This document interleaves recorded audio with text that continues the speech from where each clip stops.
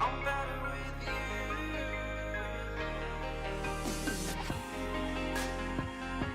I'm better with you.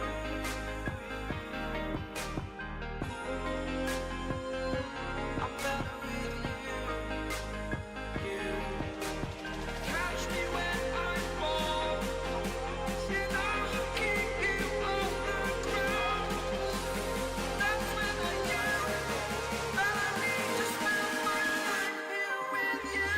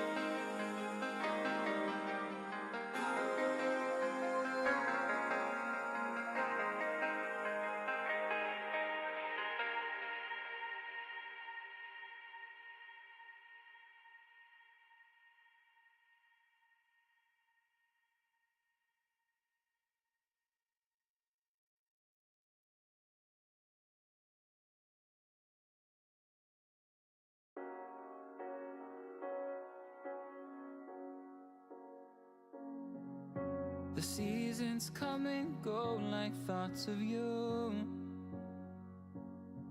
Like a wave returns to the sea, into the blue. They change but in a cycle that I can't lose. Each painful but delightful to live through.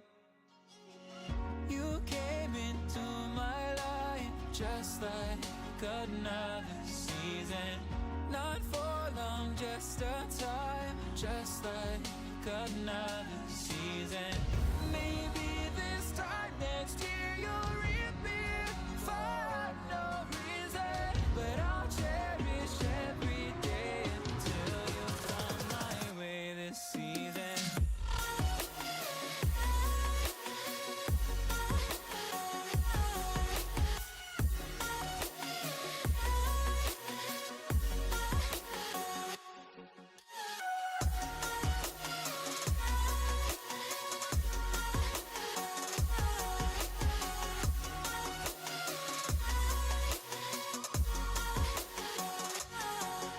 The seasons turn and change just like your mind.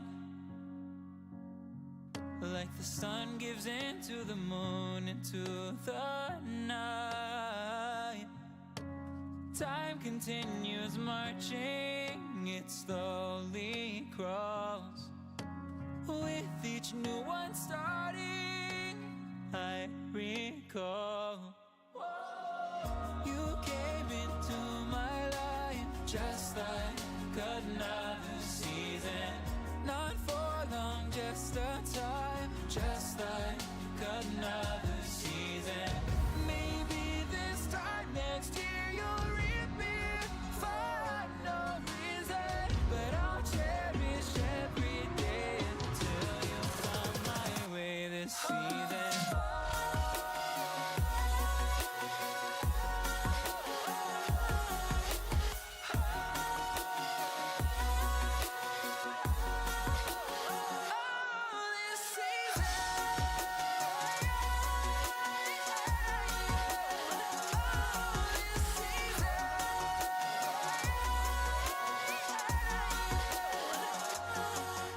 Each time of year carries memories, like a never fading whisper in the breeze. Oh, we will keep on changing all over again. Yeah, we will keep on changing just like another season. Don't want another day without you by my side. Oh, this season.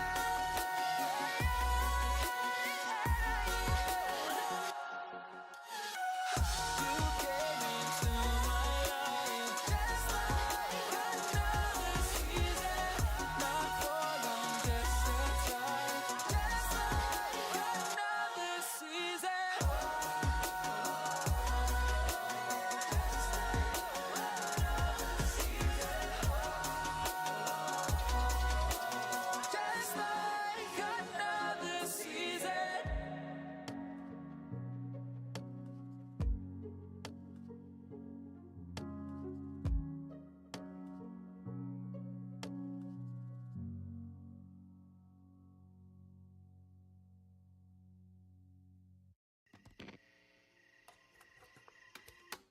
Is it okay if I'm to say I'm catching feelings from all the dealings?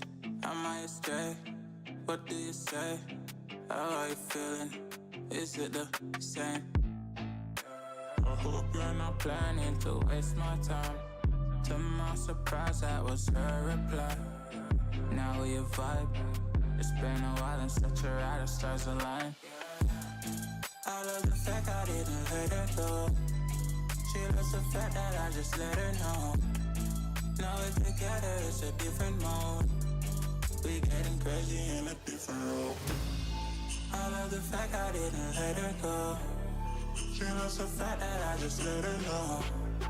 Now we're together, it's a different mode. We getting crazy in a different role. We getting crazy in a different role.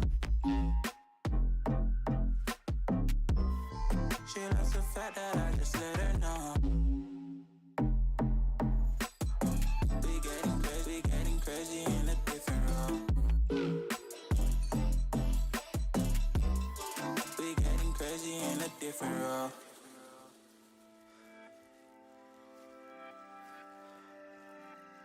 She my do or die, my bona fide. My up when I'm down, she's always beside me. She makes me feel alive, I won't deny. Her love for me is real and kinda suicide-y. She's not the same, she's such a rare type. She's far from plain, at least in my eyes. She said if I cross her, I'll be in the grave or under a type, but yeah, that's still my babe. I love the fact I didn't let her go. She loves the fact that I just let her know. Now we're together, it's a different mode. We getting crazy in a different role. I love the fact I didn't let her go. She loves the fact that I just let her know. Now we're together, it's a different mode. We getting crazy in a different role. We getting crazy in a different role. She loves the fact that I just let her know.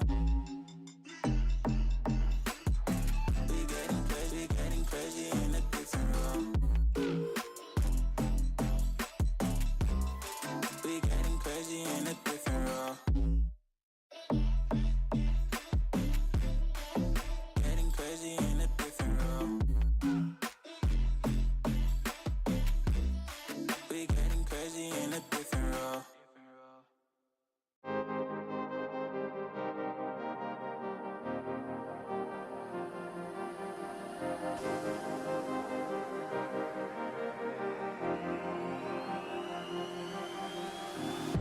I'm cutting dice, look at these eyes.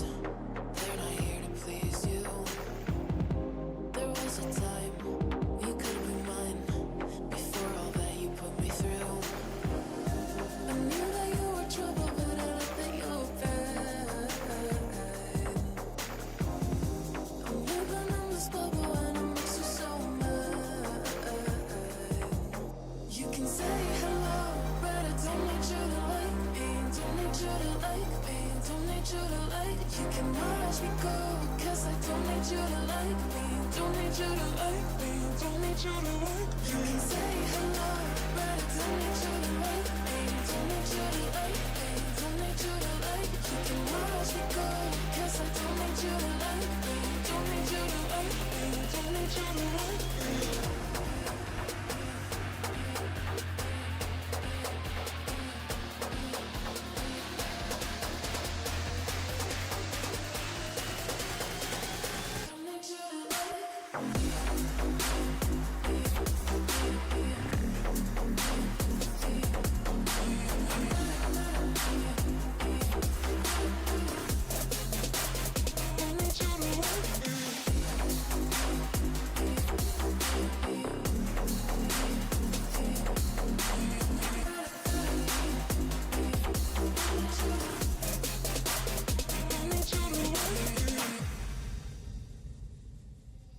You can say hello, but I don't need you to like me. me, don't need you to like me, don't need you to like. You can watch me go, cause I don't need you to like me, don't need you to like me, don't need you to like. You can say hello, but I don't need you to like me, don't need you to like me, don't need you to like. You can watch me go, cause I don't need you to like me, don't need you to like me, don't need you to like me.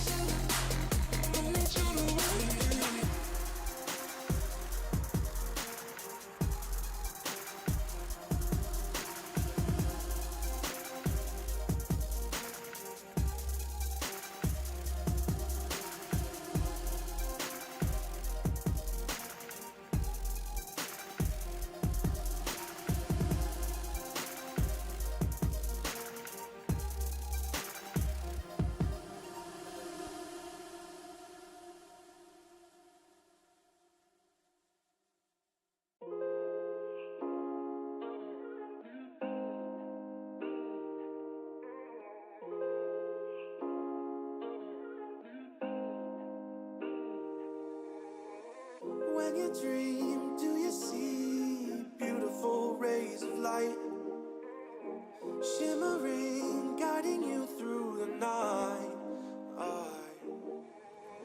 I know it feels like the night's getting longer and light is harder to find. I promise I'll always be there, I'll remind you when you close your eyes.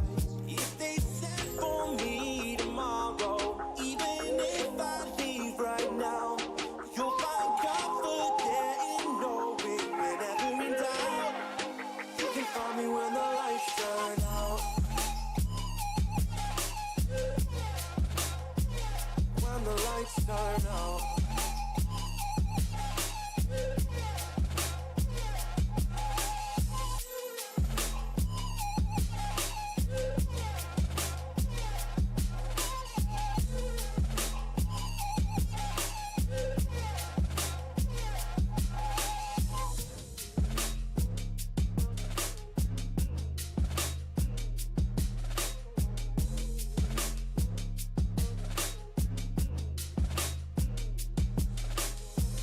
Even now, laying down hundreds of miles away, I can see you and me like it was yesterday. I know it's not the same, but I'm still behind you every step of the way. Look in yourself and I'll be there, I can guide you. All the love is the same. If they send for me tomorrow, even if I leave right now, you'll find comfort there in knowing whenever in doubt, you can find me when the lights turn out. When the lights turn out, you can find me when the lights turn out. When the lights turn out, you can find me when the lights turn out.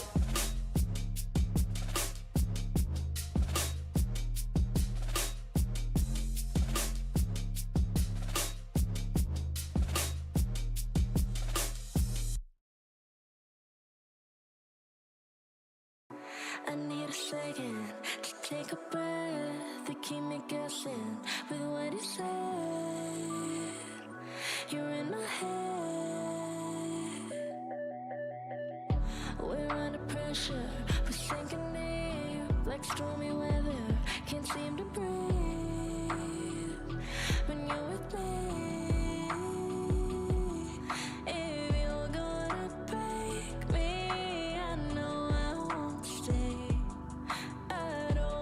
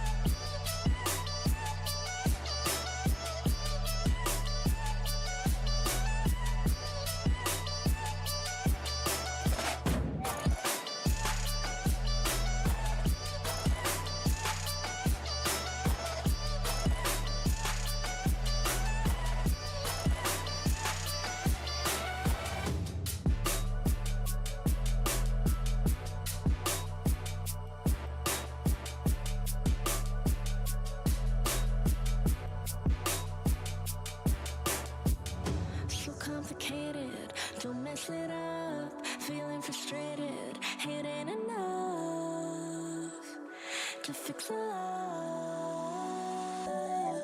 If you're gonna break me, I know I won't stay. I don't wanna wait here, you push me away. If you're gonna choose, you don't know what to do. I don't wanna lose you, but don't wanna lose me too.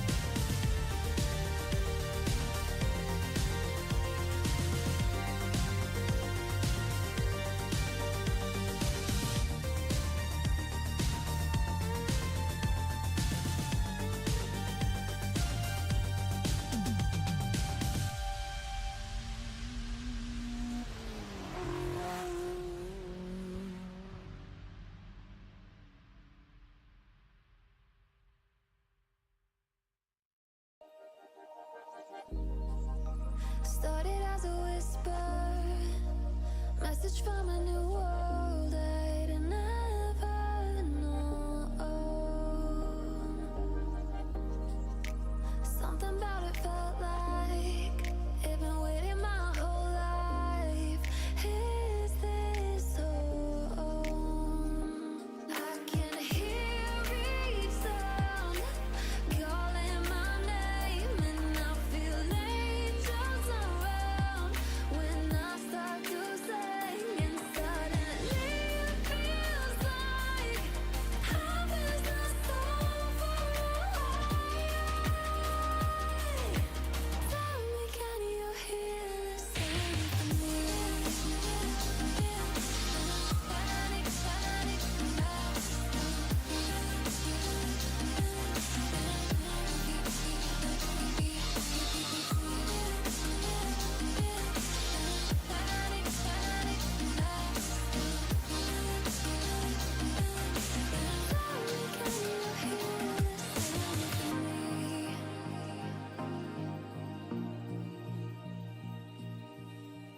I can't help but think that it's meant to be, that I'm finally right where I'm supposed to.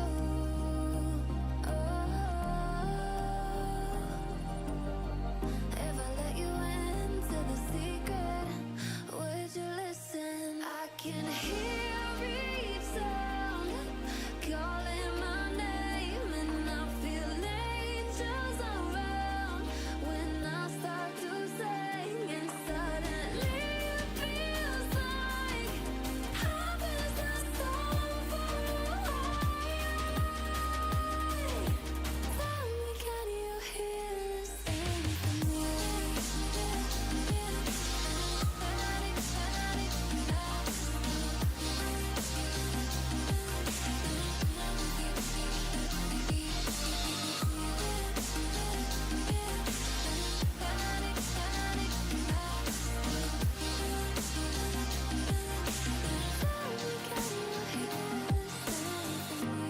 and before too long I found where I belong. I can hear it, I can hear it, oh, I can't stop the rush. Every note I touch, I can feel it saving me. Tell me, can you hear the symphony?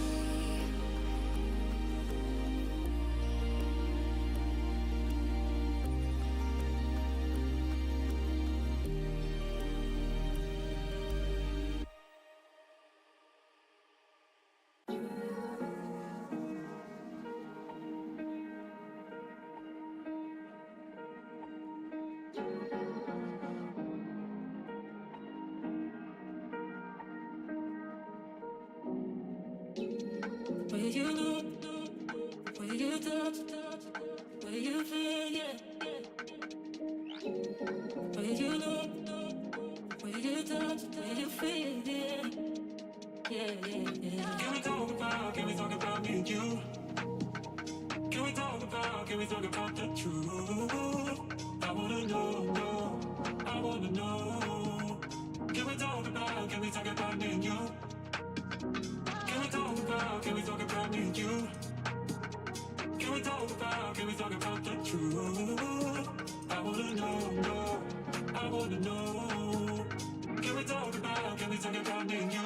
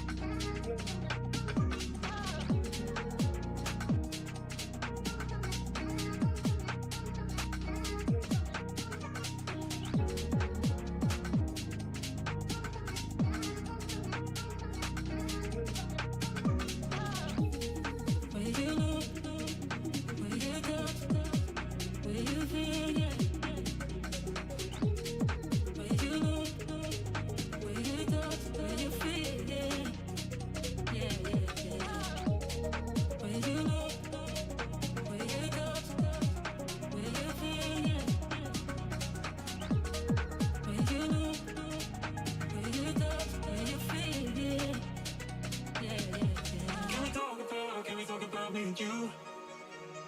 Can we talk about the truth?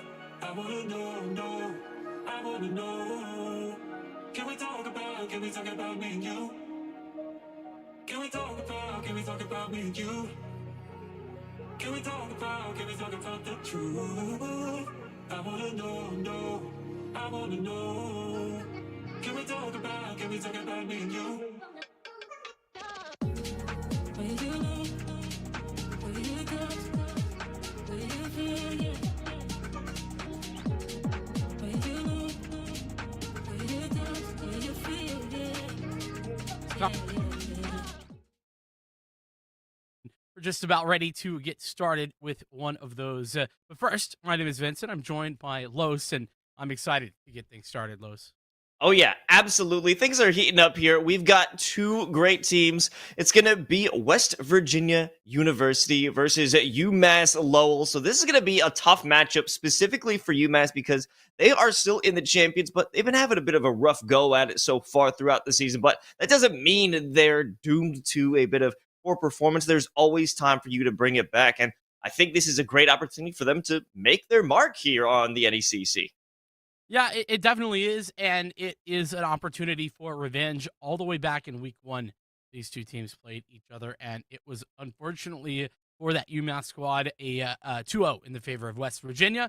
And as we head into the semifinal today, a chance for the Riverhawks to bring it back and set their path straight and show West Virginia that they have improved significantly over the course of this season. Of course, yes. And let's just take a look at some of the rosters that we have going into this next series. Up first, we're taking a look over here at UMass Lowell with Witness, Dolan, Meshu, Boonger. Now, I'm gonna love that name, Vincent. And QT. So this is going to be a great team. I'm expecting multiple plays from these experienced seasoned players. You know, you have the seniors as well as juniors may be able to lead the rest of the squad, you know, with their experience and maturity throughout the rest of the team. But you got a bit of a young squad over the side of West Virginia. Indeed. E-Girl, Elo, Jade Chronic, Agility, Sora, and Black Coffee. And it's the three in the middle there that I'm most interested to see. Jade Chronic and Sora especially have seen these guys play at a relatively high level, which is very exciting. I love it when some of the tier 3 and tier 2 players that I watch often cross over into the collegiate space. This is the way that things have gone as we've gotten here. We are into that semifinals. On the other side, it's Ottawa and St. Clair fighting for the top spot. So regardless of how this game goes, I think it's going to be an exciting finals matchup with these teams that we have left.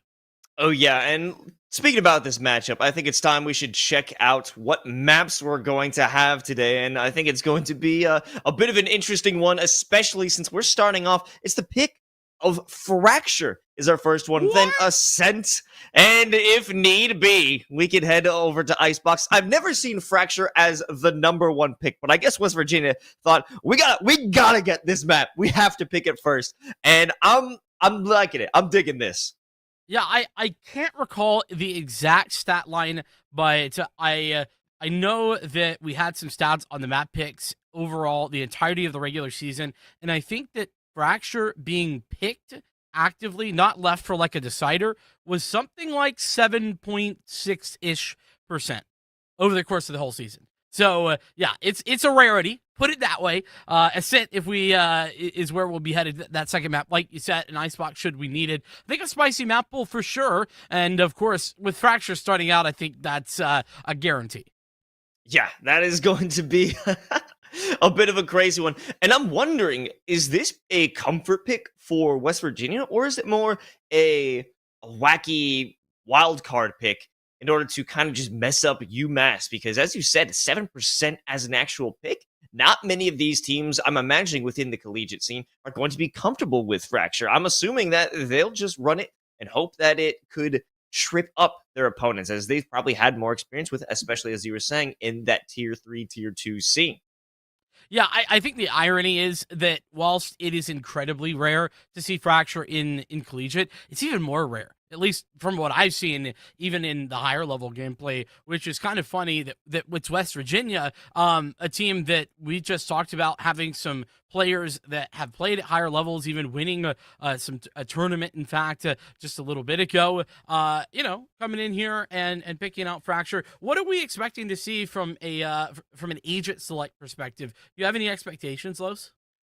For West Virginia, I know that Black Coffee enjoys running on that jet, so they are going to be running in, dashing through, creating some space for the rest of their squad. But also, multiple of these players, most of them have such a deep pool. Sora is no player who isn't afraid of jet.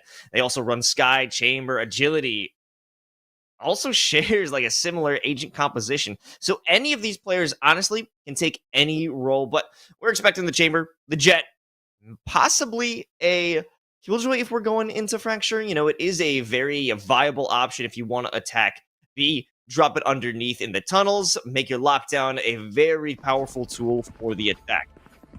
Yeah, and well, it looks like Agent Select has already happened, and we are seeing some interesting ideas here. West Virginia, they've got the Neon comp, and that's what they're going to be going with. Sora on that Duelist, and on the other side, it's a little bit more standard for this map in particular. The Viper, the Breach, of course, for Boonger is pretty standard, and Meishu has pulled up on the Raze, which is certainly something we see more often than that Neon. Yeah, I'm liking this, and I'm liking the fact that my my predictions were completely wrong, Vincent, and that's kind of it does happen. Let's see what's about to happen now that we have West Virginia making their attack. Flashpoint, right the second they get around that corner, they will have to cross this toxic screen in Snakebite, so it will delay them, even with those shock darts to make them think twice. So I've seen sort of a couple different ideas here, and it seems to me like this quick push in towards the A side is one of the consistent factors, and we are seeing that. Cutie on the site, but really quickly taken out by Sora. That high gear is really effective at getting you into position quickly. After shock, putting a little bit of damage, it actually removes agility. This is a very great tool for zoning. Now that they've removed one player from the site proper, fully get that post plant retake. We also have the Snakebite line up. It might be useful, but at this point, they won't even need it. West Virginia is so successfully defending this objective. Yeah, and part of the reason I think that this A-take is so popular, Los, is you saw the crossfire being set up there. Sora was in towards main. You had a player on the side. I don't recall who that was, but regardless, as you're pushing in, if you're UMass, you can't look in two directions at once. It's physically impossible. And so West Virginia just easily able to take that space and, well, make it work in their favor. Wonder if we're going to continue to see that fast aggression in towards A. Something we aren't actually seeing from UMass is often we see the breach in that direction because of those fast takes. And it usually can at least put a halting to that. But here we go again. Sora back for more. Jumping onto the barrel, sending some pod shots out through the toxic screen. Nothing found yet, but a little bit of a warning shot for anyone on the side of UML who wants to get a little too close to the action. To have Jay Chronic looking up toward the tower. They won't even have some damage on that side. Dolan gets a bit too aggressive going down B main. Will be punished for it, and that opens up the perfect opportunity for them to walk on through. But Boonger with the shorty is at least good for one. Meishu might get two out of this one, but they are only good for one. Even so, it's enough with a shorty. That's what you hope for. Yeah, I love that position with the shorty. There is two players still alive, though, and you got to keep in mind that West Virginia, they've had a little bit of damage done already. Witness being pushed forward, though. And 3 kills on an eco round with such little investment. This is a little bit concerning. Oh! Even another. West Virginia, they've given away 4 more than they anticipated in a round like that one, Los. It is a devastating amount of economic damage being done from this UMass squad. The Riverhawks doing what they can and coming up big.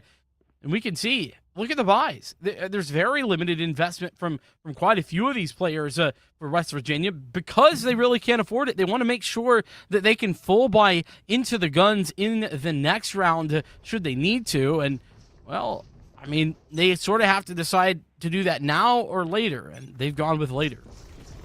Yeah, it might be the smart play. It's their time to try and remove some weapons from their opponents. Flashpoint doesn't get Sora, so they have more free reign in terms of A main, but this is always going to be the setup you will see from Cutie. Just a constant stall, a delay. Snake bites to follow it up, and it'll make them think twice. However, Black Coffee, with their placements of the Sky Smokes, I'm assuming once those drop, it's going to be their signal to make the move into potentially Sands. Look at this setup. There's 3 players here. They are going to make that move. They're going to be met with resistance, but the flash is too good. And crazy, there's a Rolling Thunder already available in round 3. It does stun Cutie up a little bit, but they're doing just fine. Good for 2 kills. However, the resistance, the resurgence out of West Virginia as they make their way onto the objective is still strong. One player, Dolan, to fight all 3 for West Virginia. There's so many places to be checking with 2 players already pushed up so far forward. Sort of a problem. A missed shot, but Dolan got things started well. Comes a stun from the back end, out from the rope. Agility there to finish things off. They did make their way over to the defender's spawn. Just try and keep the information out of the brains of UML, and they did so perfectly. And even so, they were able to turn that disadvantage into their strength, having that Rolling Thunder mess things up on the site proper, and it's just a great move. Now they're all full of rifles. Very much so. It's a big move for West Virginia, to win on what, I would call a bonus round, especially after losing so many. UML now in a bit of a weird spot, but I guess if you're buying shotguns, these have been effective before. But we're just seeing consistent pushes from West Virginia over here at the A side. J Chronic, not at A, but 2 opening frags. Yeah, that was a bit of aggression on the side of UML as they pushed out from Dish. J Chronic there to punish it, and Finn seeking some shots of their own, removing Dolan from the fray before they're able to hit that rendezvous, and that is just so deadly in combination. Sora walks on through. A blind maze shoe is all they've got to defend it, and it isn't enough. Flashpoints have been very on point thus far from this breach of West Virginia. And, well, that one wasn't a flashpoint. It was a fault line, but it was still very good. Bungar falling, and this is a great start for West Virginia, showing why they are the 3rd seed. And like I was talking about, Agility doing a lot of good work with this breach early on. I think that the success that you find on this map is almost entirely linked at times to how well your breach can do and how knowledgeable your breach is about some of the sight lines, the flashpoints, and the vault lines on this one. What I'm really enjoying is seeing Soar's use of Neon, able to find their way for this agent within a team composition, and they're doing so well, able to just rush into a site and starting things off. Meishu removes 2 from the other side of B Arcade, no longer a possible threat, even though the showstopper's been pulled out. They won't be able to find anybody within and force the rotation back to A. This is a strong look for Maslow. They are in the advantage for what feels like one of the first times. Viper's Pit going to be confirmed here at A, and I think that's a great adjustment. They know that West Virginia are rotating in, and so they've set their sights on A, but it's entirely counterfeited by that pit. Meanwhile, though, Agility and West Virginia have pushed through this middle area, and they're headed back towards B through Canteen. What a great response, realizing you can't push into A main. You walk through the defender spawn. Nobody's looking at it from Sands, and you catch players off guard. This gives them the perfect opportunity to get the plant. Meishu still here. By Arcade. Looks for the shot by Generator. Agility, however, with 3 to their name, make it 4. An easy cleanup for West Virginia. They are not stopping with 5 rounds in a row. Agility must have heard what I said last round because, man, not only hitting all of the correct utility, but showing that they can hit the shots as well. Coming alive in that 5th round. Agility doing everything for their squad, not just setting up the frags, but finding them as well. This pushes UMass into yet another eco round in Los. This is a problem. UMass have really been in a situation where they buy one round, save one round, buy one round, save one round consistently, and they haven't been able to break through. Not to mention, they committed 3 ultimates in that previous round. Meishu, okay, nobody even tried to walk through Arcade because Meishu is good for it. So we're running up with the ultimate of Neon. Good for 1 shot from the fingers, but that'll be it. Excess help from Canteen. We'll keep them safe. And flip the script. UML in the driver's seat now. Agility has to run away from the aftershock, but they'll be caught out. Boonger, a great defensive A, and it's a thrifty for UML. Yeah, and that overdrive for Neon, so very difficult to utilize when you're talking about high-level play. You know, you might see it pop off and be crazy in a ranked game or something like that, but when most of the time players are hitting headshots, it's a negative to not be able to have a one-shot kill. And that's what the case is when you're working with that overdrive. And so unfortunately, Sora, yeah, gets one, but gets instantly taken out off the back of it. And all of West Virginia fall apart. You want to play? Let's As play. UMass finally set things up. Kill. Here's the door to force. West Virginia has pulled that pin. And they're looking towards A once again, but I love it that UML have adjusted. Players in A main. The second anyone opens this door to Sands, they'll find a greater threat than they've known previously. It's Dolan on the operator. We haven't seen them able to pull off some great shots, as the second they used the tour de force 2 rounds ago, they were instantly wiped from the face of the servers. So this is a new opportunity for them, as opportunities are being cut off for West Virginia. Bungar cutting 1 player off by Arcade. Don't make them think twice about lurking. Oh, Dolan.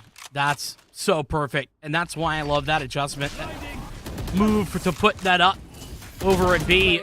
The entry denied by Cutie. And it's looking as if West Virginia have no way back in. It has to be Black Coffee to 1v5, but he can't even start.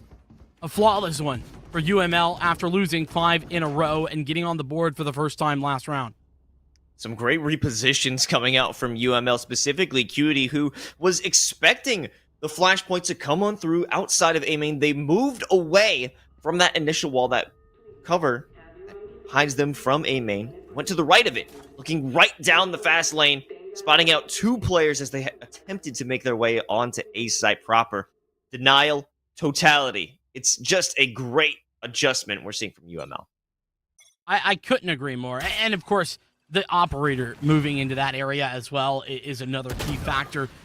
But there is a huge opening pick, thankfully traded, but it's a entire Christmas tree back and forth. West Virginia do take the lead though, 3v2. Now this is going to be a full-on retake. I'm not sure if West Virginia fully expects them to come out from Arcade, because they did have that trademark. It gave some information. At least 1 player was there. Well, there's only 1 more left. It's Cutie. If anyone can land the shots, it's going to be them. Unfortunately, Jay Chronic with the operator in hand make that one too easy.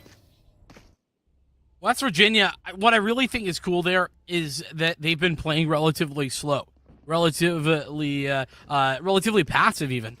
This time, though, they pick up the pace to a massive degree, and it catches UML off guard in a crazy manner. The only other time we've seen this West Virginia team get aggressive was on anti-eco rounds, and this time on the gun round, they take advantage of UML just holding a little bit too far forward. Yeah, still a good bit of money here for UML. Dolan with the operator, and if they make their play over by Arcade, that's a good shot, but they'll be hit with the fault line, so they have to back off. Viper's Pit placed right outside of B main, and it does give them an avenue, an opportunity to move inside the pit and wait for Jay Chronic to walk on up, but they're just narrowly missing each other. Jay Chronic with a great flank walking on through the pit, and they'll find 2.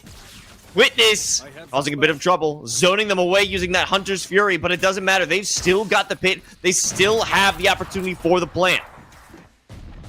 And with that spike planted, it becomes a problem for UML. They have to come in and deal with this Viper's Pit. Meanwhile, Black Coffee has found Witness, so there's no recon bolt to deal with the rest of the pit. Finn, nowhere to be found, hiding behind the crate by Canteen. It's all up to Dolan to attempt to win this out. With an operator in hand, this is going to be an impossible task, so rightfully so, they'll opt for the save. Or attempt it at least. I don't know if it'll be possible. Oh, look at... They got an entire squadron coming at him. The good news is they're not enabling Stormtrooper aim. They were on point. West Virginia taking their 7th. And yes, UML a couple of rounds in a row there just for a moment, but they needed to string together a few more to be competitive in this half. They've already lost the first, and to be entirely honest with you, Los, I actually am not 100% sure what sidedness this map is. It feels like it's back and forth, and it depends on who I'm watching, but right now it's West Virginia sided. Yeah, West Virginia certainly has the advantage at this point, and they're able to take advantage of any time a play is made by Dish. Witness on the other side will be looking for a shot, potentially into Finn. The first one for the swing, but even though Jay Chronic is there for support, Finn's got it all themselves. That's leaving just Cutie hanging up by Drop, removing one from the fray, but his Rolling Thunder launches Cutie right into the arms of Finn. Howdy. That's not ideal. Well, speaking of Rolling Thunder, there comes the one from the other side. UML trying to gain entry, but it's just not good enough. The timing, not perfect. And the plant's not even necessary. Finn with 4. Much off the back of that early Rolling Thunder. And unfortunately for UML, the late Rolling Thunder from the side of Boonger, it just wasn't... It was effective, but they couldn't take advantage of its effectiveness. No, certainly not. And speaking of taking advantage, it's looking like UML will be the ones to receive that, as they are very broke in this moment. 2 Sheriffs, a classic even. They do have an ultimate at the ready. If we're looking at Meishu, might be able to bring the showstopper, use it as a surprise attack to catch off a few players, and maybe convert it into a rifle, and that's exactly what Meishu's planning, but no one's in their sight line. They might be able to send a rocket all the way over to the end by Dish, but it's not necessary. Cutie does get the kill, but it is time for them to run on through to A because there isn't a proper defense. Sora jumps right into their own relay bolt. A bit of a stun, but no one is there to get the shot except for Dolan. In that moment, receiving 2 kills. Cutie from the shot of Drop, making it a 3K for them, and a great defense for UML, flipping the script completely. Before the switch. Yeah, and a lot of the problems that UML has been having is that they're very committed to the positions that they take early on, right? And they weren't. Dolan goes for the early duel, doesn't quite connect it, uses the rendezvous to get out, and doesn't actually commit to the site. Instead, comes in off the back of the take and basically tries to play for the counterplay instead of just holding steady. A very interesting differentiation as UML head into the final round of the half. They want to use the tour de force, try and bring that back, but there is that tour de force for both sides. It's that orbital strike, hoping to clear out tower, but no one is found inside. Oh, walking through Dolan! Remove Sora! And we were just talking about how difficult it is to get those kills with overdrive when you're dealing with headshots. That's another reason to fear those Vandals. Spike has been planted. It's a 3v3. We still have the Viper's Pit, and Finn is keeping it safe and secure, but Cutie runs on through. They remove the smoke. The barrier is gone. The tour de force is still up. Chronic waiting for anybody to show their face around that corner. At this point, it will be Cutie denying the vision with a Viper's Pit of their own. Jay Chronic pushes on, gets the quick scope, removes that pit, and Witness makes it a 1-on-1. The shock dart just narrowly getting a great deal of damage. 31 HP. Witness only needs to make 1 more bullet count, but Jay Chronic, all they have to do is wait. And a fake has been placed, but it doesn't matter. Jay Chronic in the end with the 3K, clutch it out to make it a 9-3 half. Switching sides. What a what a tossed up round that was. It kind of felt like West Virginia, they had it for a moment, only for UML to bring it back, much off of the back of that kill towards Sora from Dolan, and even getting a secondary as well, Pitt going down. But unfortunately, 9-3 is not a great first half if you are the Riverhawks. But West Virginia, as they swap things up, now we'll have to see how their defense is looking. At the moment, they're very heavy over towards this B side. You can see it's only going to be Jay Chronic headed back towards A for the time being, which is kind of interesting. I talked about, how consistent some of these A takes are for these early rounds.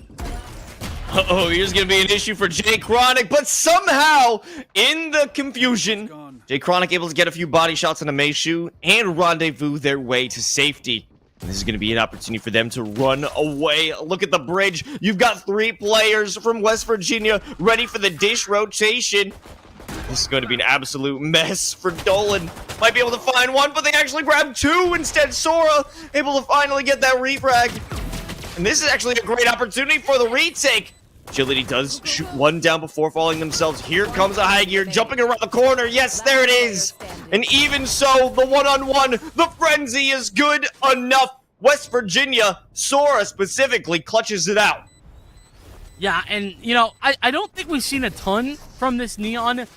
Some really good movement, yes. But Sora's always been good with movement. Every time I watch this player play, they've been very strong, even when playing on the Jet. But that was a fantastic round that could only be won by that Neon because of the quick rotation from up top on the bridge, down underneath onto the site. And, of course, the quality relay bolt that got thrown in. And West Virginia take 10, double digits after just 13 rounds is a massive advantage to have. And you can see UMass, they know it. They've bought in here. The Riverhawks are going to go for the force buy. Jay Chronic doing it. Oh! Goodbye, Bonger. The rendezvous away. Finn still here to hold things down, but Witness there with a swing. They will at least deny this smoke. No longer does Jay Chronic have the safety. They can't rendezvous. This is going to be their last stand unless Agility is here to keep things safe. Only good for one. Dolan, an unexpected presence from drop, puts even more pressure and opens up the site, but you still have 2 more players rotating from dish. I don't know if they're going to expect both of these players to come in here. The problem is that Sora's really only working with that frenzy. Nonetheless, with both players committed, there's so much utility available. Black Coffee to get the first. Well, they realize where Dolan is, and Sora, even so, able to finish the job with the frenzy. And that's great because they were playing together. Black Coffee was removed, but it doesn't matter. They still had that team fire, that spray, and it was enough to take the pressure off of Sora and enable them to get that last kill. A team ace for West Virginia, non-stop commitment to the wins, and they're certainly on their way to a map point. Yeah, and look at the kills there as well for West Virginia. Everyone is doing well. From bottom to top, just 5 frags between all of them. That is a kill distribution that shows a team firing on all cylinders as a team. And, well, unfortunately, that force buy last round for UMass has sort of forced them into another force buy because of the score line that they're working against. Map point is up next. Okay, all right. Dolan able to take out one, and the entry for Boongar as well. It's a bit of fast and furious gunplay here, jumping around the corners like the Ferrari peaks. But it's enough to win out this fight and get the site under their control for UMass Lowell. And they have Dolan on the back line. They're always expecting a flank, but nobody wants to make their way to a man. It's going to be dish and drop. This is where you need to keep your attention focused, and at least one player on the side of UML is looking at its Meishu, but Meishu can't finish the job. Outranged, outgunned. Sora with the Phantom will be able to outwin that one, but not be able to escape the stunning power of the fault line as Boongar holds it down. They have to run down the clock, and it's ticking down. The spike still going faster and faster. However, doesn't matter how much time you have, you can't outrun Dolan's shot with the Tour de Force. Yeah, the utility there from the breach really stood tall. getting that stun in towards Sora was so critical. Really held back the rest of the retake, and West Virginia really couldn't overcome from there. Actually seeing an interesting decision from West Virginia. It's going to be Jay Chronic with the hero purchase. The rifle going up with the classics only, which is interesting. I think, yeah, we're going to see Sora maybe utilize the overdrive, and yep, that's pulled as well. Not able to net any frags on that one. However, they did put a decent amount of damage in. Maybe Agility can sneak around, find a shot to take. Trademark will give the information. You can see an immediate turnaround from Witness, expecting players in that position. But it doesn't really matter at this point, because Jay Chronic is evening the odds. On top of the box by Sands. Setting shots through the toxic screen is enough to bring him down to 48. Still have a great opportunity to make this retake a reality. Rolling Thunder as well. Jay Chronic's going to throw the weapon over to the teammate. Rolling Thunder being used or no? No, it's fault line. Deny the possibility of a CT push. Agility right on the outside of this toxic screen. They might spot them out because there's just a little bit of a peek that can be taken from the boxes, and it will be done. Jay Chronic all alone. They've committed to that tour de force, but no shots have presented themselves. No opportunities to take, not even onto Boongar, who made that massive swing over to CT. They will not be able to win this one out. Dolan punished for their commitment. We have UML knocking on a potential resurgence here with 2 rounds in a row. Certainly is a nice look. That being said, it was an eco round prior. And, you know, I do think it's interesting. I would have preferred to see Agility use the Rolling Thunder there, because if you're going to commit with Jay Chronic, right, go for the tour de force, then why not invest the Rolling Thunder from Agility as well? Give yourself a real chance at winning out this round. But nonetheless, it was just an eco.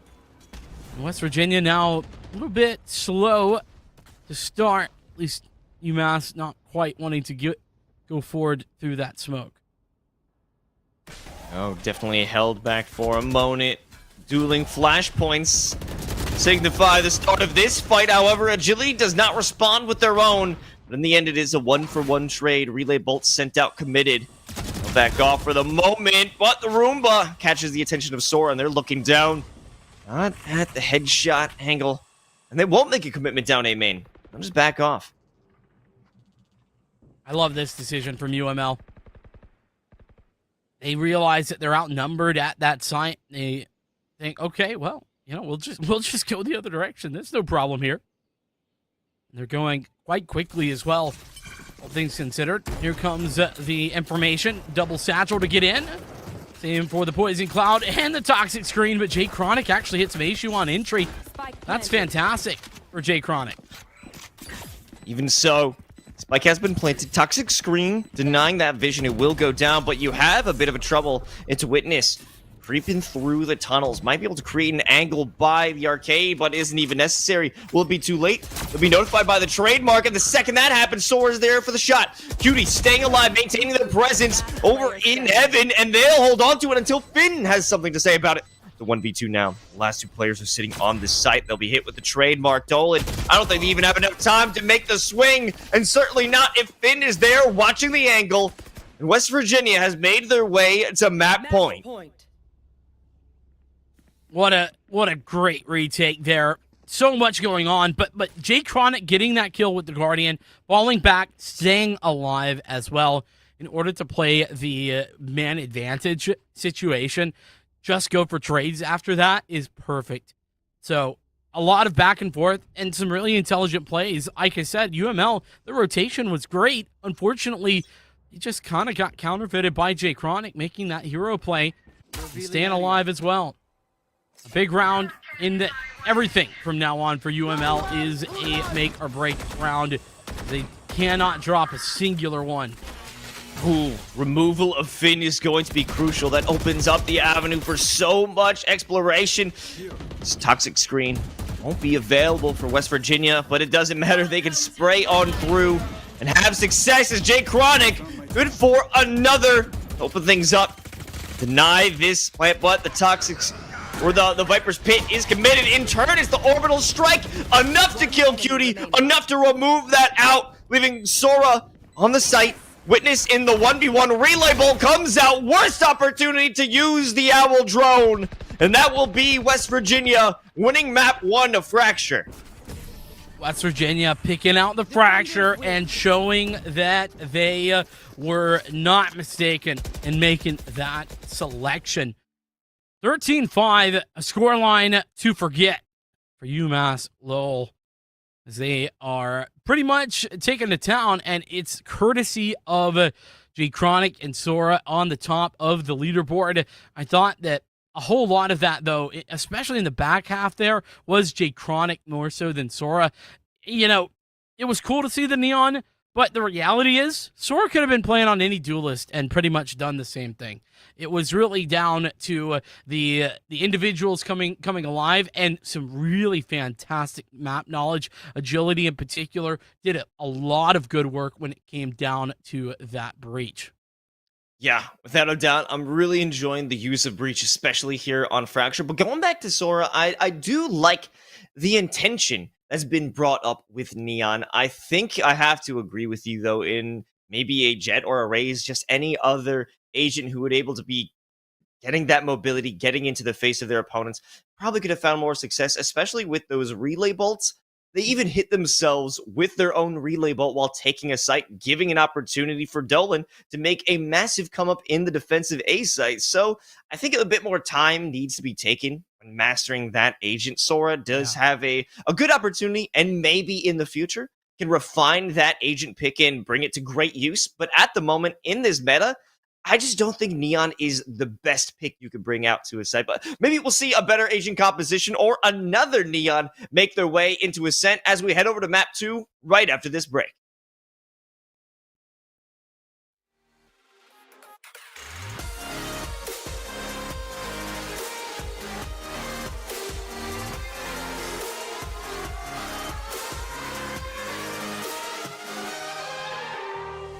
Take your time, not in the fast lane. I understand that you've been broken too many times, but I'll be waiting to make you lose from all you've taken.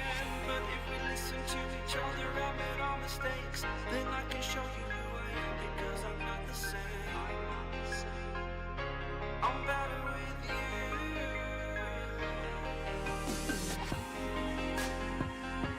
I'm better with you.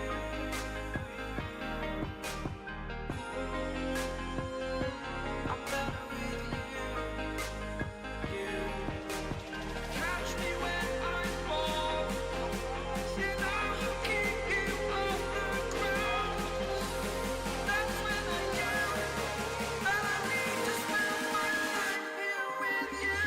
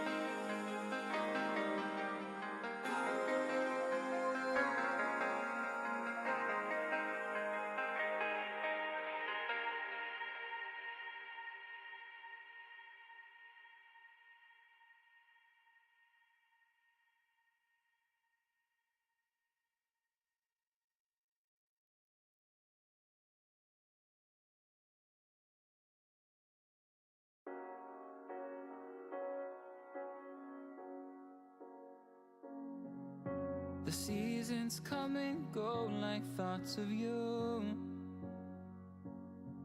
Like a wave returns to the sea, into the blue. They change but in a cycle that I can't lose. Each painful but delightful to live through. You came into my life just like another season. Not for long, just a time.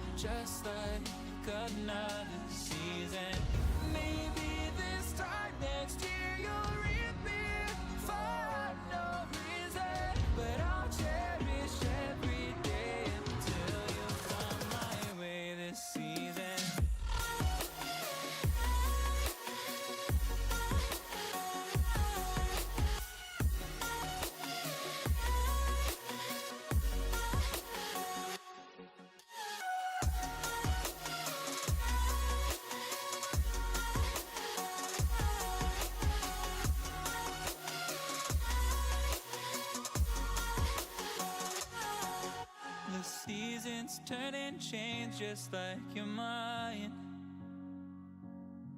Like the sun gives into the moon, into the night. Time continues marching, it slowly crawls. With each new one starting, I recall. You came into my life just like another season. Not for long, just a time, just like another season.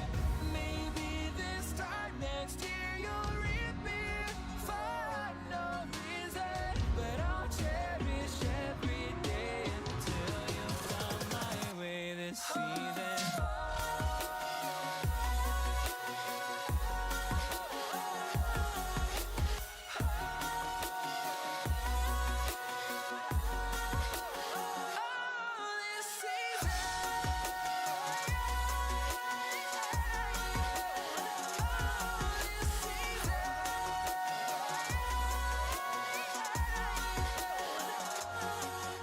Each time of year carries memories,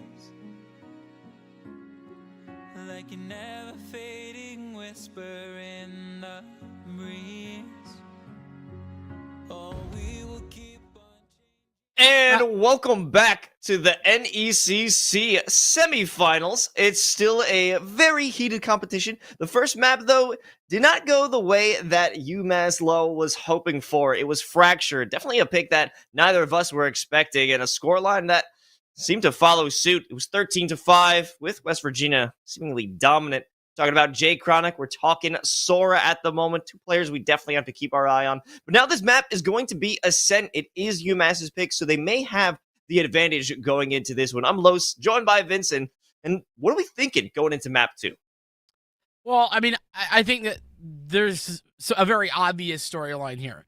UMass really need to pick up their pick. But beyond that, I think that they need to reset the mental. They need to think, okay, well, what went wrong over on Fracture, whatever that is, whatever they believe that is, and forget about it, right? Just put it out of their mind, because the reality is that Fracture is so very different than Ascent. And so it's really going to be important to refocus and look at the pick that they have made. They know that they're strong here, and they have played close on or against this West Virginia team before. They need to put that in the forefront, be thinking those ideas. Ascent, though, in particular, well, I mean, there's a couple ways to go about it, Los. Yeah, well, one thing that definitely tripped them up while they were on the attack is being susceptible for those flanks back on Fracture. Anytime they made a hit over toward a UNC 2, 3 players led the offensive to get them from behind from Dish. So they just have to make sure that this is not a possibility. Again, of course, Ascent, it's a different map. It doesn't offer the same ease of access in terms of getting in the back line.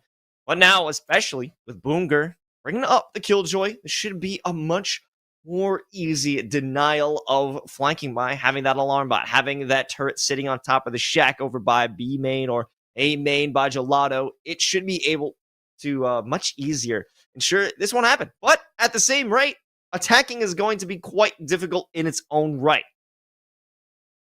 As we get into it, it's looking like we're going to see a, mostly mirror matchup. That key difference you just talked about, Boonger on the KJ. It's actually Finn to go a different direction.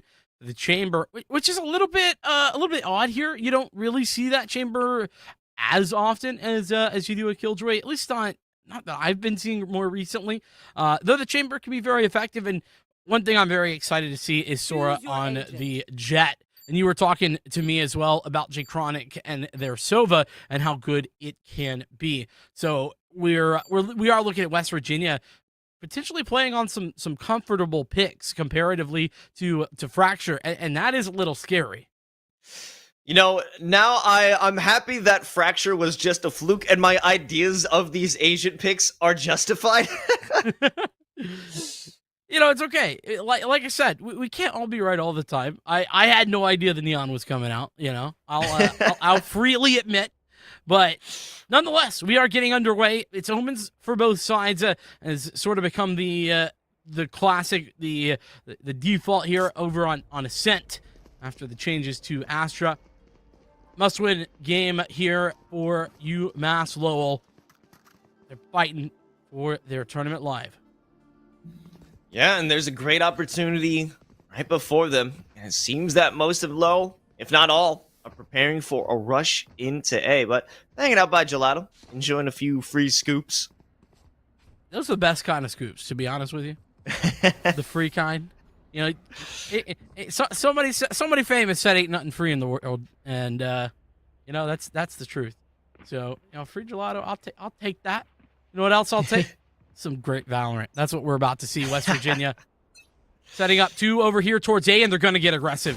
0 point as well to push back the UML side.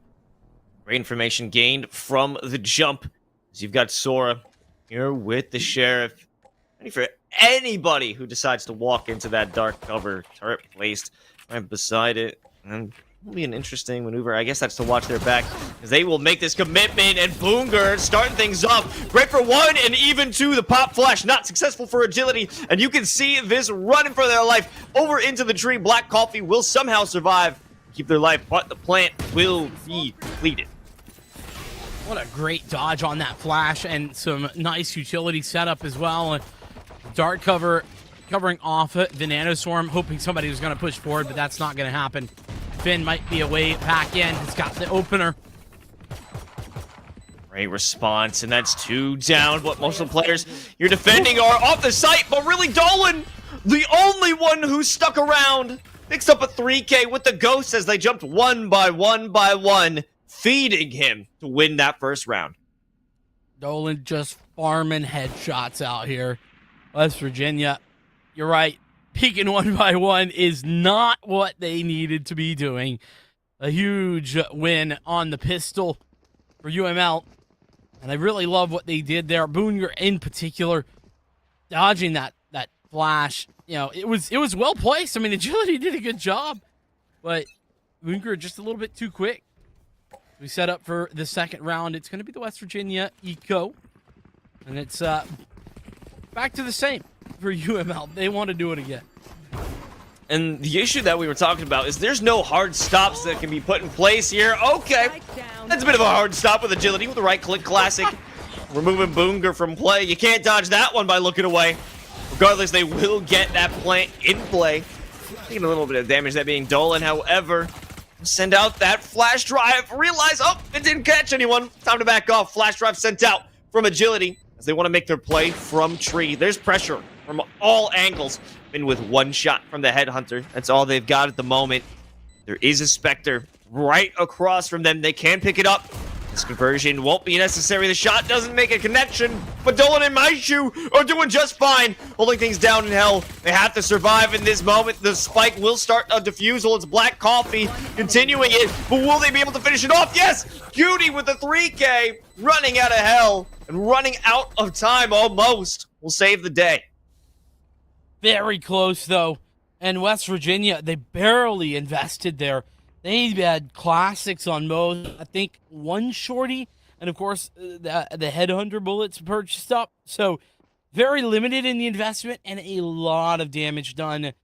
3 kills found. And UML now, their bonus is a little bit less effective for it.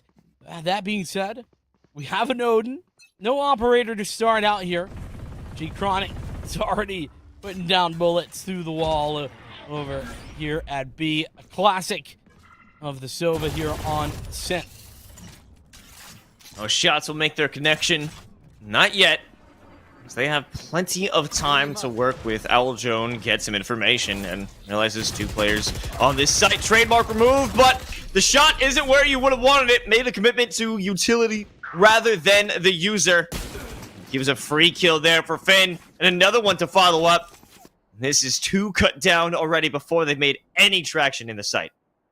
That Owl drone didn't actually catch Finn. That was the problem. That's why UML weren't prepared for it, but they're rotating 3 of them, in fact, but Agility has so much information. Sora's pushed forward as well. The dark cover going to cover them off for now and allow a plant potentially for Meishu. It's just a matter of time before that dark cover is gone. and UML have to deal with the inevitable. Oh, a bit of unfortunate clipping of that Spectre through the smoke, and it gives Sora the opportunity for the shot. But following up, they can't make the commitment. Boonger to a 1v1 against Agility. Actually pegged with that fragment. They can expect exactly where Agility would be, but Agility has the sense and the shot to finally get the first round against UML in the crucial bonus round. But even so much money committed. Only have one rifle leaving. Yeah, that's certainly a powerful loss for the West Virginia side, but you also got to give credit to Agility winning out in the 1v2. UML, I thought they had it. Meishu, I think, and Witness both found kills, and Sora goes down. That's such a critical moment, but UML unfortunately cannot close the round, and Agility's the one to make that happen. But as you can see, the money certainly isn't there. There's a tour de force going to have to be used just to get the full buy and the paranoia to push Sora back. Make sure that there's going to be no fast aggression for the defense. Dark cover denies them. Agility is going to be in the corner by logs. They are flashed. Nobody has checked it. Agility with the trigger discipline, and it pays dividends. But unfortunately, Jay Chronic has already been removed. And in a matter of seconds, it turns into a 1v1. Finn versus Cutie. Tour de force has been popped. Spike is going to go down. I wonder what utility this Omen has. Actually have a From the Shadows. They know, though. Finn is aware that From the Shadows can be used. Hood's canceled. Looks for the swing. Cutie is good for the headshot. The Spike is protected. And UML returns victorious. What a round from UML. West Virginia, their adjustment there was to get aggressive over at B. They hard counter it to UML by Cutie putting the paranoia in the perfect spot and pushing back Sora's aggression. Now, there's no money, nothing left. Finn has a bit of extra cash to go for the hero rifle. We saw the hero rifle on the chamber work pretty well last time out, but it's a tough thing to make work consistently, we'll put it that way. As the Owl Drone comes out for A. Spotting out Finn. It doesn't get the tag. This is the opportunity for them to work it out. Paranoia hits Finn, though. They have to back off. It can be a bit of friendly fire. Black Coffee, the first to fall is Meishu. Has the blades out. Waiting for anybody to show their face out from the door. Another for Meishu, but against players with shorties, this is quick, easy work. Say that. Sora and Finn have brought a couple back. It's a 2v2 engaged here. Low health for Finn, but the blades are available on that frenzied Sora. And so with that, they slowed it down. UML don't want to give anything away, and in fact, they've put down a 0 point, but Finn snuck out and has the frag towards Dolan. Look it down. Cutie expecting a player there. Being shot at. This moment, they don't even have the spike. It isn't planted. Sora only with a frenzy out of range. Picking up that Vandal. This is just a game of decisions. Where to look. Where to push. Sora coming through tree. Will have the advantage. Only one bullet. Should be all it needs to take out Cutie. From this range. That's all it will take. 15 seconds on the clock. Realizing these are both possibilities. Back and forth. From heaven to tree. 9 seconds left. Sora walks out. Right into the crosshair of Cutie. What? Wow. What a heads-up play. Cutie doing a ridiculous dance there. The second clutch round in a row in addition, but what a decision. Not going for the plant. There was no time left. I mean, there was like 6 seconds. I don't think Cutie could have actually gotten onto the site. Just took the gamble that Sora was going to be pushing out, was going to be making the play for the time, and it pays off in spades. Now, granted, West Virginia, that was an eco round, so they do get away with a whole lot when investing a very little. But we'll see what effects those have moving forward. The buy is here. Lockdown has been used. Is there anything to counter that? Doesn't look like it. Oh, for a shot sent out by Sora. Doesn't make the connection. However, there is a potential for this Hunter's Fury to have some impact, but no. Just zones them a bit. Denies the possibility that they can push on through. There is one player hanging out by Market, but the real focus will be on CT as we have multiple players walking down. No command. That should be utilized here. Bladestorm would be a good decision as well. There's a massive amount of utility prepped and ready, and the Paranoia is still here for Black Coffee. A big chance to clutch up here for West Virginia. Very long spray downs from Meishu and Witness, but both of them find their kill. Witness continuing to back off, and it just creates so much pressure.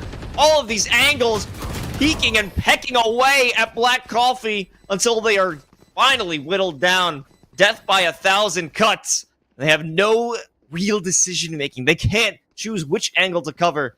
And in the end, it's just too overwhelming for West Virginia for that retake. And you know what's really crazy is that West Virginia, it all starts to fall apart with that missed spray, and then everyone gets caught on a weird timing. It's just not great, and the gun round falls apart. This is looking very much like the start that West Virginia had over on Fracture. It's 5-1 favoring UML, and it doesn't show much in the way of stopping. Only 0 Point is going to gather some info, but okay. All right, Finn. That's a little bit unreasonable. He's just found Meishu through the smoke on the entry. Beautiful opener. That's what you like to see. 5 HP, though. But they weren't too committed in terms of that one. That won't be a major issue. They're going for one more headshot to seal the deal. That's all they're good for at this point. Making those one-taps with the Sheriff. Sora with the blades. This is going to be a delayed attack. They have to throw those bodies on because the second that they expose themselves for a little too long, the Vandals will rip them apart. But Agility with a headshot and followed up by the 0 Point. Every piece of utility set at the same time. It exposes Witness, and the rest of UML fall apart in an eco. An eco, yes, but there was a lot invested there. With regard to the ultimates, you had that Hunter's Fury to deny the plant initially. You had lots of utility as well on the back of West Virginia. And, of course, the Bladestorm, can't forget that, coming through from Sora. So, yes, an eco. Yes, the money is very healthy, but it was a pretty significant investment from this West Virginia University team. That being said, wins are wins. But West Virginia, much like UML last time, really need to put some rounds together. It's all well and good if you can pick up a round here and there, but that's not a winning strategy.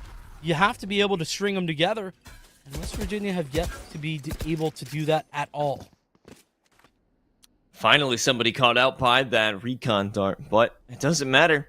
As nobody's in place, Jay Chronic far removed from this early wallbang spot. Take flight. Everyone to jump back and forth, make the commitment dark cover. Realizes something is afoot. Here comes the 0 Point. It catches quite a few with the presence detected. And Jay Chronic now spamming through the smoke is good for one. This is precisely the type of thing that Jay Chronic was so good at on Fracture. This now has set up West Virginia for not only a man advantage, but look, the null command's still available. And there's nothing to counter that out whatsoever. Witness needs to win this duel, but he can't. Oh, the crosshair. Perfectly on Sora, but the timing, the reaction wasn't quick enough. Boom, rolling things down. They aren't able to fully defend the staircase as this is an overwhelming presence, especially with a wallbang from Agility. After that, communication was passed through. They didn't even need to take the fight head on. Nor use the null command for that matter. They've been sitting on it, and they are getting away with just hanging on to that thing for the best timing. It's been fantastic, and it was all started there by Jay Chronic, getting a kill and falling away. Really strong showing in the last 2 rounds. And I just got done talking about how, you know, putting rounds together, that's how you win. That's how you put together a winning half. And West Virginia have just done that for the first time here on Ascent. Even worse for UML. Look at the cache. It's broken. They have, yes, 2 rifles. Yes, some sheriffs. So it's not like they have nothing, but they certainly don't have everything they would have liked. Whoa! Wait, what? A ballsy play from Witness that fails, I would say. but it isn't punished quite. The shot is missed, but not that from Black Coffee. They will be punished as a response through the smoke is quick and swift. Finn and Sora will defend the other avenues into A, and even a potential flank. A push from Catwalk is almost seen. Agility walks away in the perfect timing. Maybe this will be the beginning of a scuffle, but Witness comes out for the better. Still a 1v3 with plenty of opposition waiting on A main. Yeah, Sora missed that first shot, but surely not this one. Take it away, and it is suddenly turned on its head. Was 5-1, now 4-5.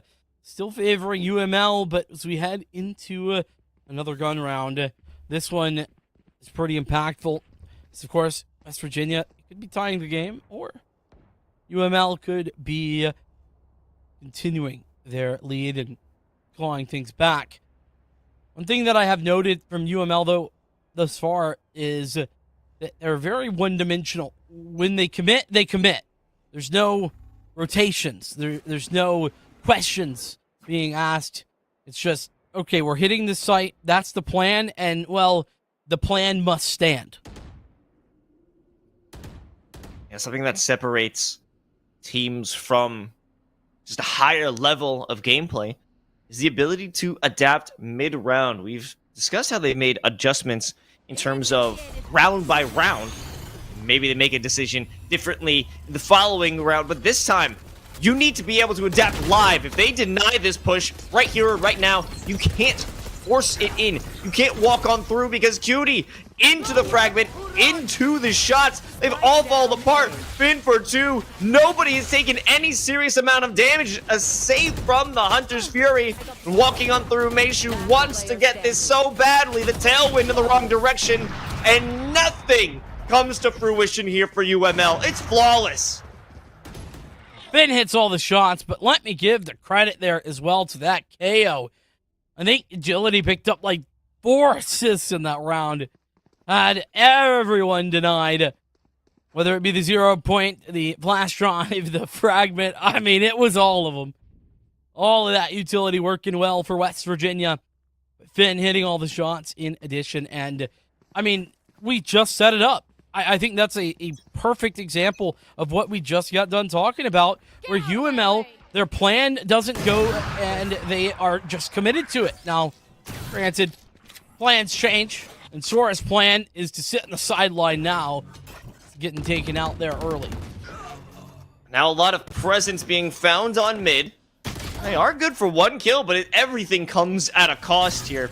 Turning into a 3-on-3. UML has the opportunity. A shot from Cutie does clear out the site finally. Agility showing some presence. The shots from the Phantom aren't enough, and a paranoia makes them fear for their life even more. Plant will go down. Last 2 players for the retake from Heaven. And this is a one-dimensional fight. All you have to do is ensure nobody can make their way out from the top rope. 0 point. Shock dart. One enemy remaining. Huge frag. There's Jay Chronic. And they're looking for more. Gotta double swing him! Oh my goodness. My heart. Los. I was scared for Jay Chronic right there. Went for the duel early with Agility, not spaced very effectively, but they win the fight anyway. And West Virginia, not only have they made a comeback, not only have they made this competitive, but they've taken the lead. It all started with such strength from UMass. And only 1 round in those first 6 going the way of West Virginia. And I certainly thought, okay, well, this is where UMass really decides their fate. This is where they can make a stand. But the fact is that they're standing too hard on their early decisions. They can't adjust, they can't adapt, and it's upsetting to see how they've had this potential, but they've dropped it again. Dolan starting things off now with the no command. Maybe this can be their great opportunity to push on through and turn this into a 6-6 half in. The first point of contact rips them apart along with Jay Chronic, as that's 4 for him. Jay Chronic just showing the consistency here and the paranoia as well. Very little to contend with for UML. And I like the quick decision making Switching sides. there for West Virginia. Instantly, the Omen uses that from the shadows. Black Coffee comes from A over to a back boathouse, despite the null command being used. And whilst it wasn't necessarily a issue because Jay Chronic just kind of popped off, it was certainly very welcome. West Virginia 7-5. Not the dominant half that we saw back on Fracture, but a dominant comeback. They were able to pull 6 rounds in a row to confirm the 7-5. Things certainly are not looking good for UML, at least how this trend is going. But perhaps they have a much stronger defensive half, especially with Killjoy. Boonger locked down completely the side of A, make it incredibly difficult for anyone to walk on through. Agility, however, sending all the utility they've got. But they back off. They don't need to make the commitment because Finn has found an opportunity by B main, or maybe it'll be wiped away as Witness is good for 2, denying the B main push. This is such a good rotation from West Virginia, and Witness has maybe saved this round. Still needs to stay alive, though, and will do just that. See Tresora and J Chronic set up in a nice cross angle. Comes the retake. Witness not able to find the first one. Cutie and Dolan. The crossfire is there. Agility is able to turn this on. Make it a 1v1. That is possible. They can isolate these gunfights. It is incredibly doable, but not so, as Cutie there for the pinch will end this round and give UML a bit of a sigh of relief as they can start off the second half with success. Yeah, they've sort of acquired the first step, but it is a step on a long way to victory. They not only need this ascent map, but they need Icebox, our third, as well. That's a long way away. We're actually seeing an interesting decision being made here for West Virginia. Not necessarily a big fan of it, but they've gone for the force buy, and it's something that's super high risk. If you don't win this force buy, then you're buying essentially 4 rounds into the half instead of just a couple. But if you win, you look like a genius. Witness! Only good for 1. That was such a great spot without the recon dart. They are unable to get that because it's such great movement from Sora, keeping them guessing. But in the end, they will fall. But also, West Virginia secures the plant. They can even pick up the Ares in tow. J Chronic secures more information. They have to stay away in B main. We may shoot the first one to start the fight, but actually, Cutie there to put a bit more damage. The fragment stops them in their tracks, and Finn reduces the numbers of UML to Dolan. Dolan puts on the pain to Chronic, but it's only a stall as Black Coffee from the staircase cleaned things up, and the gamble paid off. That's what I'm saying. I mean, listen, you put the chips in the middle and you double down. Sometimes you come away with hundreds in cash, and sometimes you walk away with nothing. West Virginia doubled down, and they got fat stacks into this one. They did everything that they needed to do, and Sora, I mean, sometimes you just have to be the distraction, man. The dirty little secret about Jet players is that you don't always have to hit all the shots. Sometimes your body is enough. Oh no, Boonger. That was easily read. Once that dark cover was put into place, this squad knew exactly what was going on. Here's Cute. He sends out the paranoia, wants to follow up with the shorty. But do they expect the triple shorty setup? It's red. Nobody gives them an option. Dolan does fall. And this is a very easy win here for West Virginia. Oh, man, Sora is just left asking, who's next? I'll take him. One by one falling. And yes, great utility, agility, putting down that fragment in a perfect position. And Sora, that's the reason that you have a player up top there, or one of the reasons, is that it's very, very easy to dodge out things like a paranoia in that spot. UML, they have guns, though. This is the buy round, and it's a crucial one. They should be, they need to pick this up because, well, things will get out of hand very quickly if West Virginia can pick up double digits here. Meishu able to take a first shot, but an old command push through mid, and oh, they're at spawn. It's where you buy guns, Los.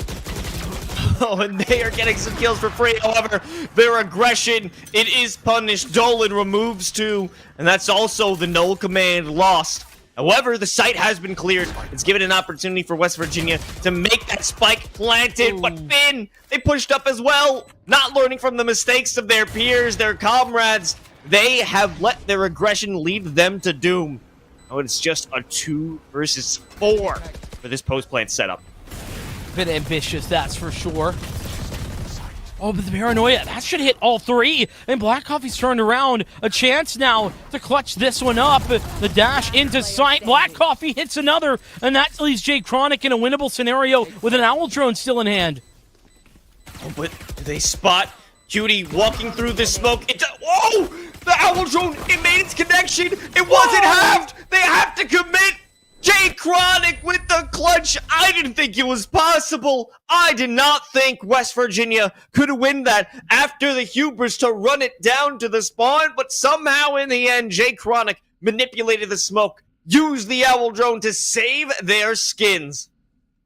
Man, Finn played so aggressive, really took a chance, gave it away, lost on that gamble, and it's still a Black Coffee Jay Chronic clutch. The Owl Drone as well, to have that so late in the round, I mean, it's outrageous.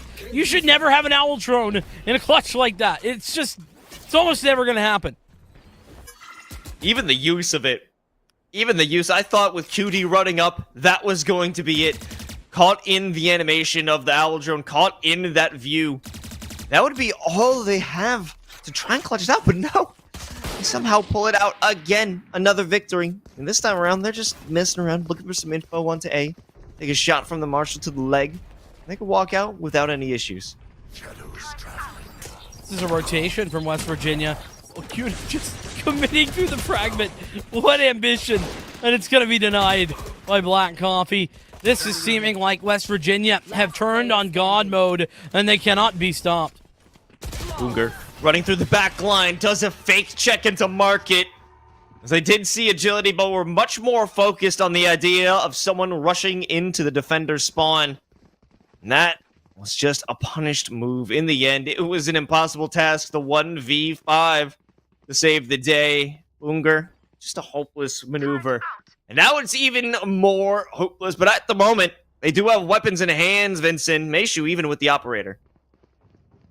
Maybe that can be the big turnaround. The Meishu operator. We haven't seen it defensively really before. You want to play? With that being said, Meishu struggling just a little bit on this jet roll for sure. At least thus far. Oh, that's tragic. Not knowing where that dart was. Dashing right into the crosshairs of Finn and their tour de force. There goes your long-range advantage. There go the scopes.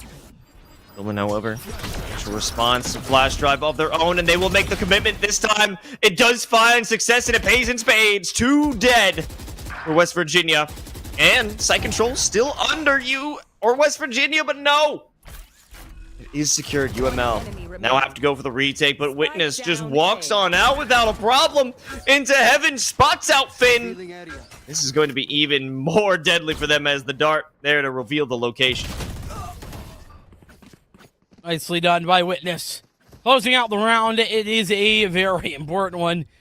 West Virginia nearing match point. In fact, just one away from it. That said, the danger, it ain't over. UML, they might have won a singular round, but they need more. They need to break this economy. And it looks like the economy for West Virginia won't even be broken if they win this round.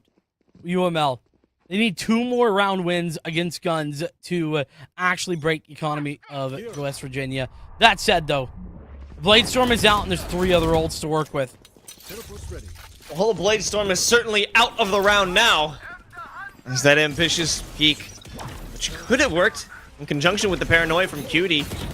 Fortunately, the sprays, the multiple characters, players on the side of West Virginia all looking down that sight line. Took out Meishu without any issues. We have Witness here expecting another push, as we've often seen from West Virginia down mid. This time, it's the Odin ready to spray anybody who dares walk on through, but the trigger discipline, it doesn't pay off this time. But there still are 2 players sitting through in pizza. From the shadows does come in. Does give one more player onto the site. Boonger has got one, and there's Cutie, who's standing tall, but not for long. 2 left alive. The null command needs to be utilized, and it is. That in the 0 point. One enemy remaining. Okay, well, Owl Drone sent and destroyed, but it was only a feint for Jay Chronic to go and peek against the Odin. Now it's turned into the 1v1, and who else would win it out besides Jay Chronic and Black Coffee in the end? Of course it would be them. Yeah, I mean, it just seems like, you know, name a more iconic duo. Jay Chronic and Clutching. That's just been the case for West Virginia the entirety of the series thus far. And now sitting on match series, semifinal point, West Virginia, they're going to have 5 more chances to close it out. And even beyond that, UML, they don't have weaponry here. They've invested what they can. And we even have a judge on Sora, which could get spicy. But here's a nice start. Even better. 3-man falling from West Virginia. Massive denial of catwalk in even a main. UML certainly showing ferocity in this round. 9 of the victory for West Virginia in a flawless round to gain their 8th. So impressive as well. You're working with very little, right, in that one, UMass, and they're able to bring it back in such strong fashion. Very impressive. We're talking about the economy. Let's take a look at it now. Only 2 players will be able to have that full buy going into the next round. Black Coffee may be able to go on a Pauper's buy, but it's yet to be determined. Yes, the Sheriff could be the decision. If they want to make a full commitment, just end out the map, end out the series.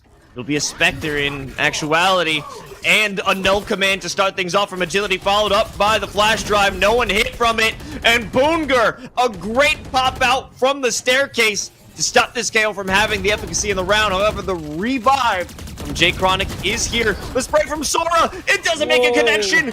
Nolan continuing to put on the pressure against West Virginia.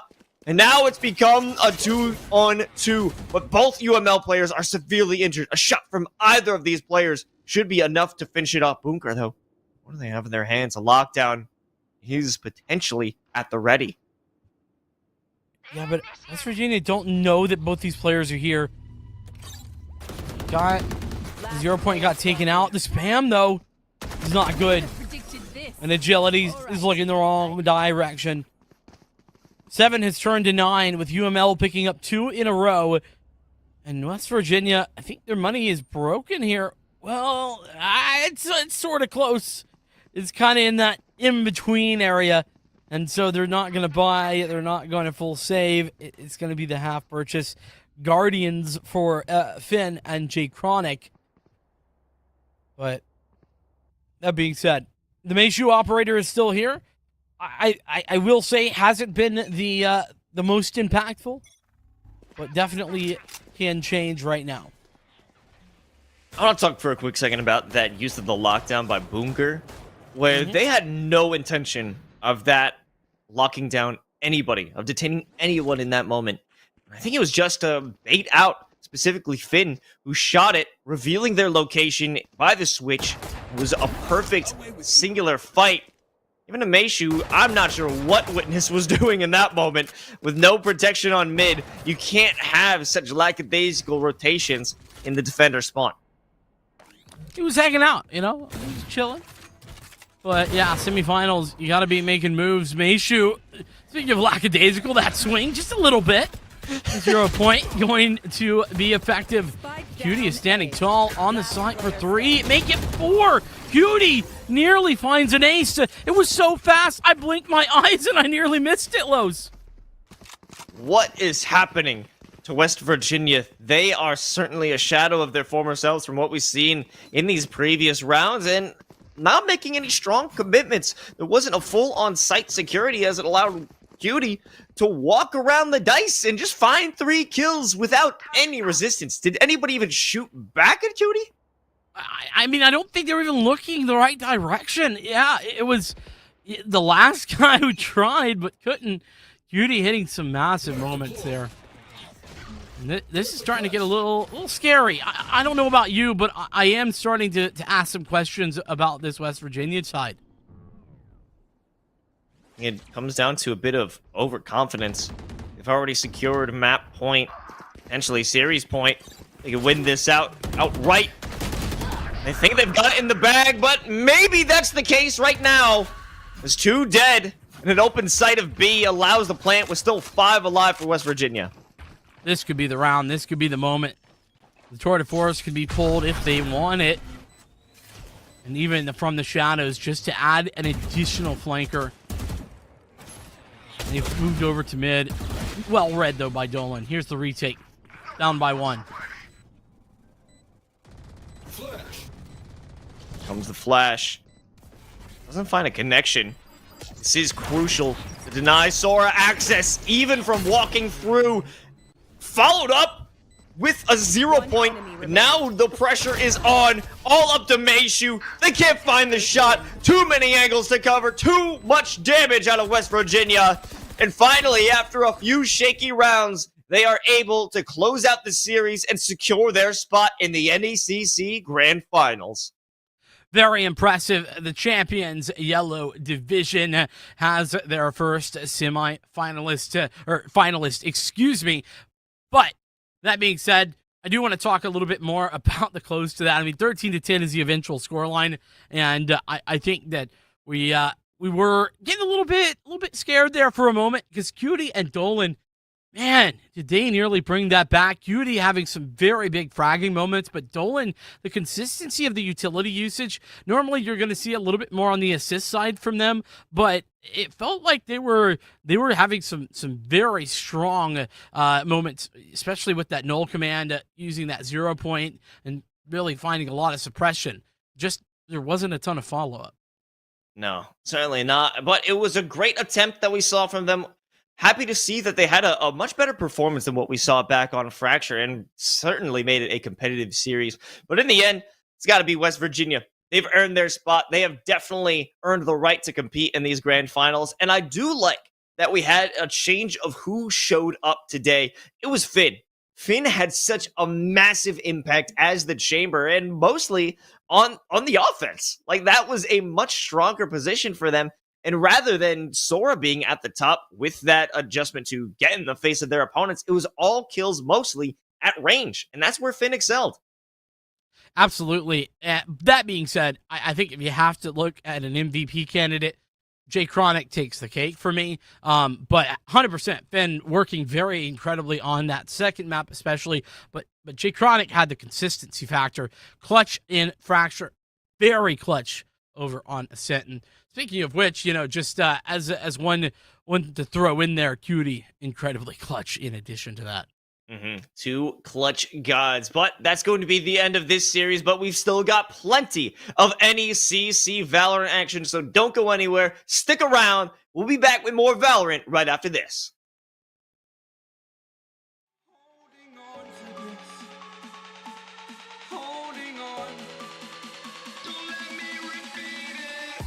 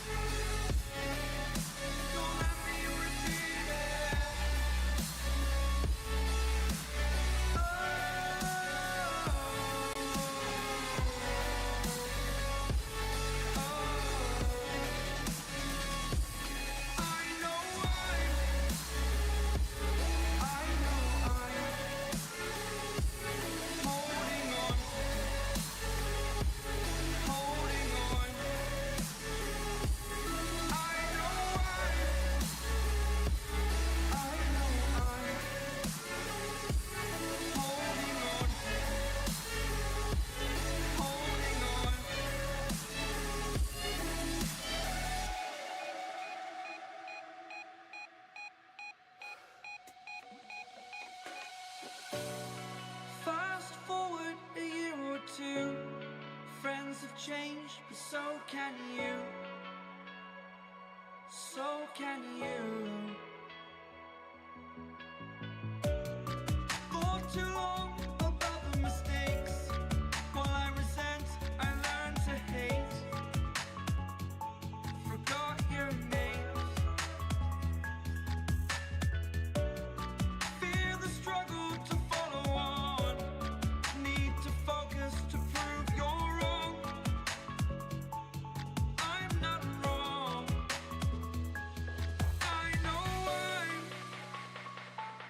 I know I'm holding on to this. Holding on. I know I know I'm holding on to this. Holding on. Don't let me repeat it.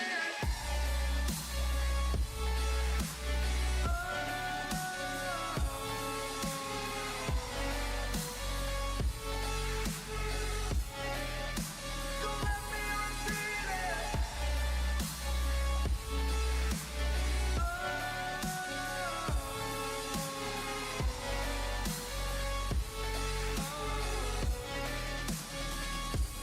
I know I'm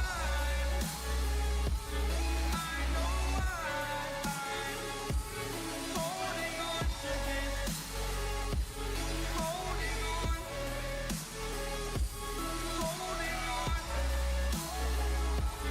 Holding on.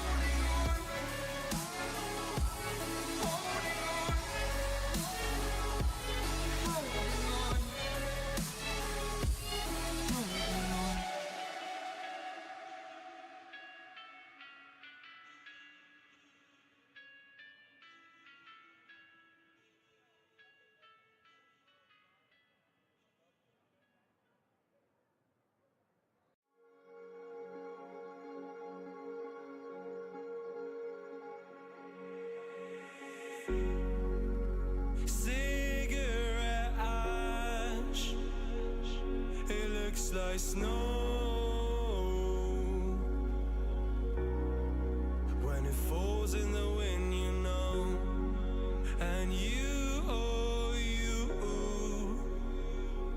you say you wanna dance. You're worried, you know, you'll end up in the wrong hands. And you're having fun. Why don't you show your friends? And you're having fun. What if it never ends? I'm lacking sincerity, but you don't care at all. Miss booze, lit cigarettes, trying to take me home.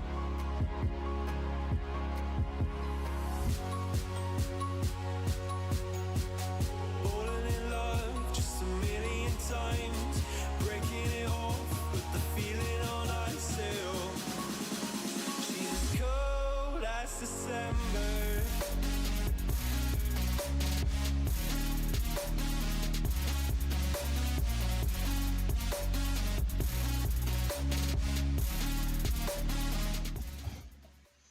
Welcome back, everybody, to the NECC Valorant Semifinals, or I'd say post-semifinals, as we just wrapped it up as West Virginia University won out over against UMass Lowell. So, joining us from West Virginia, it's Jay Chronic, a player we've talked about so much throughout that series. Jay Chronic, how are you feeling making your way to the Champions Yellow Grand Finals? Yeah, it feels great to be in the championship match. Before the match, main goal, obviously, always get the championship game. We knew going into it, map pool favored us, the Vetoes favored us, so as long as we played our game, we would have won. And yeah, everyone's really excited. Yeah, now we just gotta close it out in the championship game. Let's talk about you individually, Jay Chronic, because Los and I agreed you were the MVP for this matchup. 100%. The consistency, the clutch factor. And I want to talk a little bit about how you were on two different roles, playing that Sova over on Ascent and then working with the Chamber on Fracture. Is that one of the things that you pride yourself on, being able to pick up multiple different agents over separate maps and to frag consistently with them? Yeah, for sure. It's better to be, jack of all trades, being able to play more than just a single agent. In terms of the chamber game, that's actually the first time we've ran that comp. Before I was playing Raze and we switched to Neon, judging, based off the other team's success, like Optic, running their Neon.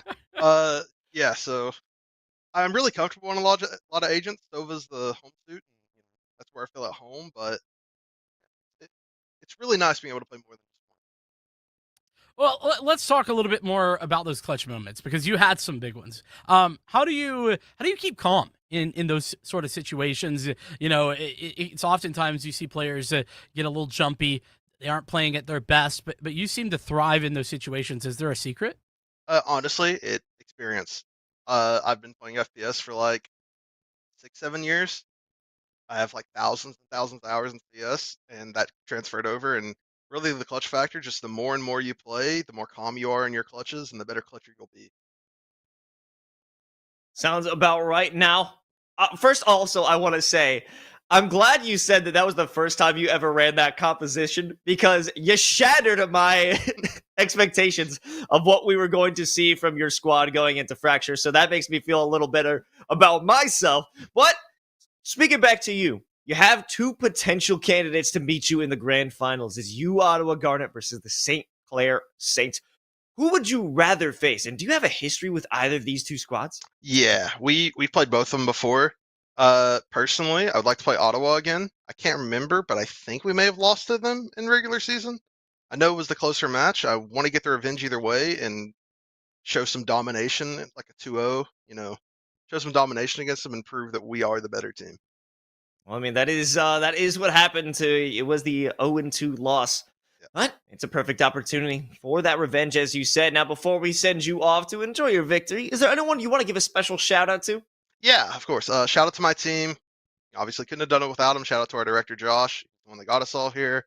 Shout out to any fans that I have, family. I know some of them are watching. Love you all. That's about it. Awesome. Thank you so much for joining us, Jay Chronic. Jay Chronic from West Virginia University. You'll see them in the grand finals of the Champions Yellow. That's going to be all for this series. We will be heading over to our next series of the night. It's going to be Carlton Black in Ottawa Tech or Ontario Tech University right after this break. So don't go anywhere, folks. We'll be right back. You were deeper than I let anyone else before. Fell in love with my broken pieces, took them all and made yours. Didn't know what my heartbeat needed. Skipping out, no, I can't keep score. When I lose my breath, boy, you got me breathing. Oh, every little thing you do, every time you hold me, take me higher, higher. Every little thing you do, every time you hold me, take me higher, higher. Ooh, you take me higher, you take me higher, baby, you take me higher, you take me higher, baby, you take me higher, you take me higher, baby, you take me higher, yeah, you take me higher, baby.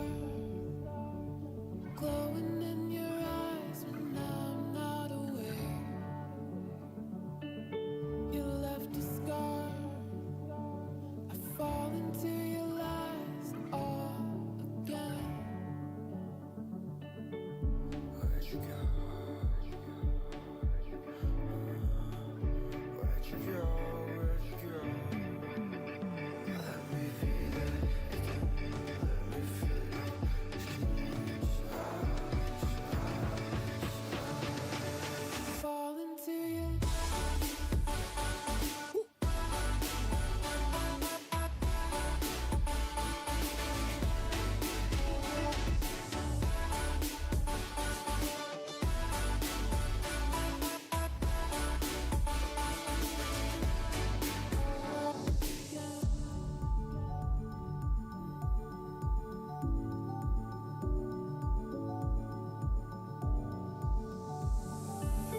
I found the rain dripping down your eyes when I'm not around.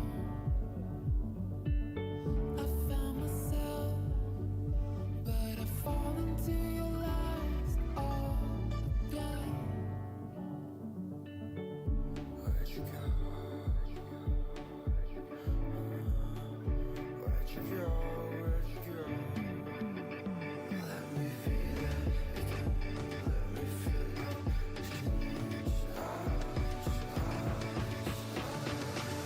Fall into you.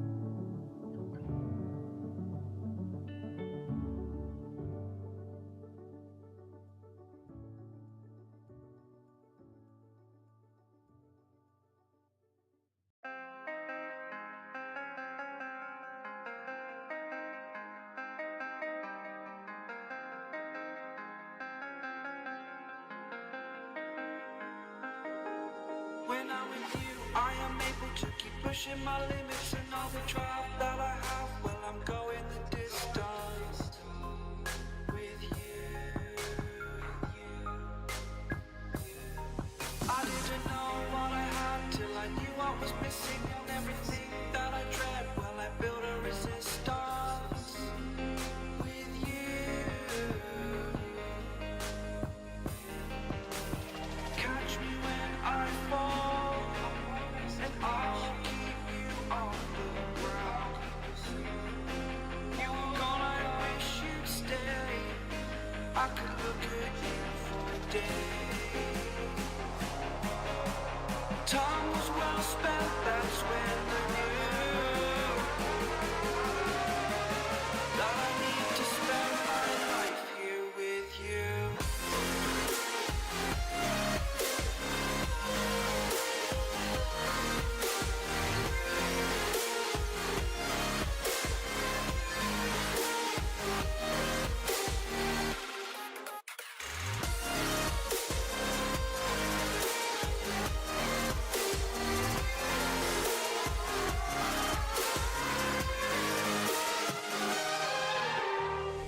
Take your time, not in the fast lane. I understand that you've been broken too many times, but I'll be waiting to mend your wounds from all you've taken. But if we listen to each other, admit our mistakes, then I can show you who I am, because I'm not the same. I'm better with you.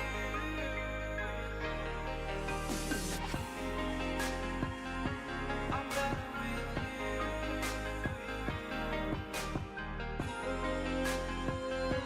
I'm better with you. Catch me when I fall,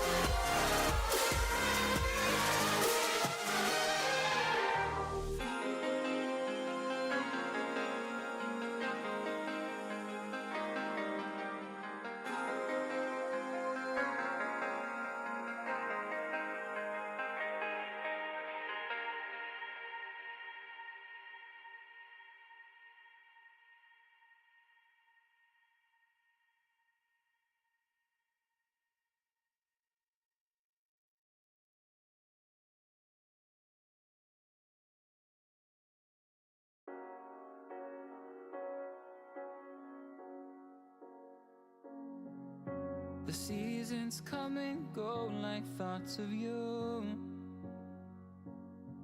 Like a wave returns to the sea, into the blue. They change but in a cycle that I can't lose. Each painful but delightful to live through. You came into my life just like another season.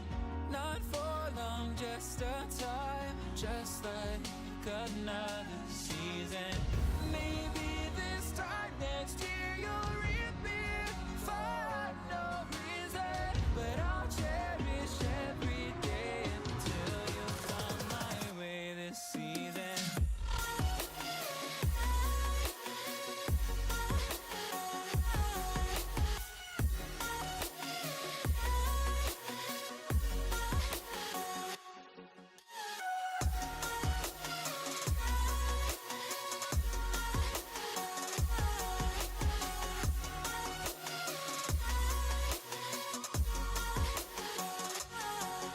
The seasons turn and change just like your mind. Like the sun gives into the moon, into the night. Time continues marching, it slowly crawls. With each new one starting, I recall. You came into my life just like another season. Not for long, just a time, just like another season. Maybe this time next year you'll reappear for no reason, but I'll cherish every day until you come my way this season.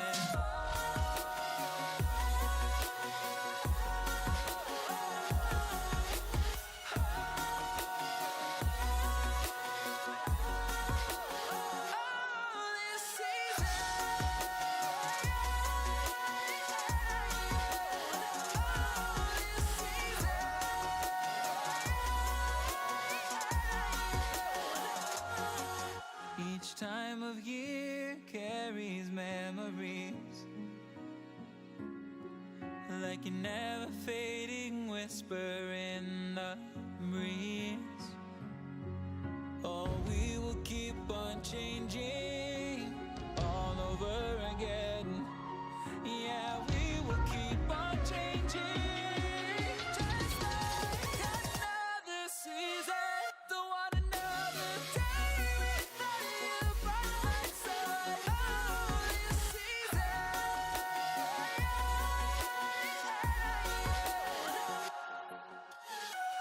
You came into my life just like another season. Not for long, just a time, just like another season.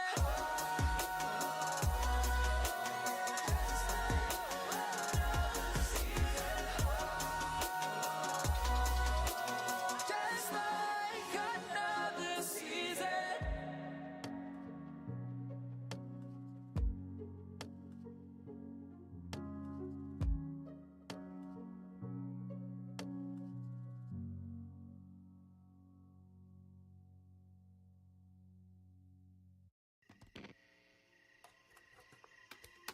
Is it okay if I'm to say I'm catching feelings from all the dealings? Am I astray? What do you say? How are you feeling? Is it the same? I hope you're not planning to waste my time. To my surprise, that was her reply. Now we vibe. It's been a while and such a ride, the stars align. I love the fact I didn't let her go. She loves the fact that I just let her know. Now we're together, it's a different mode. We getting crazy in a different role. I love the fact I didn't let her go. She loves the fact that I just let her know. Now we're together, it's a different mode. We getting crazy in a different role.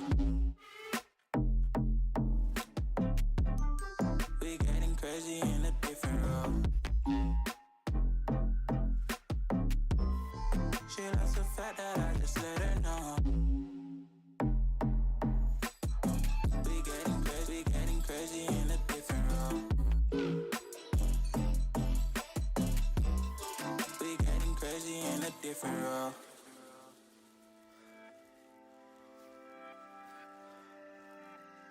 She my do or die, my bona fide. My up when I'm down, she's always beside me. She makes me feel alive, I won't deny. Her love for me is real and kinda suicide. She's not the same, she's such a rare type. She's far from plain, at least in my eyes. She said if I cross her, I'll be in the grave or under attack, but yeah, that's still my babe. I love the fact I didn't let her go.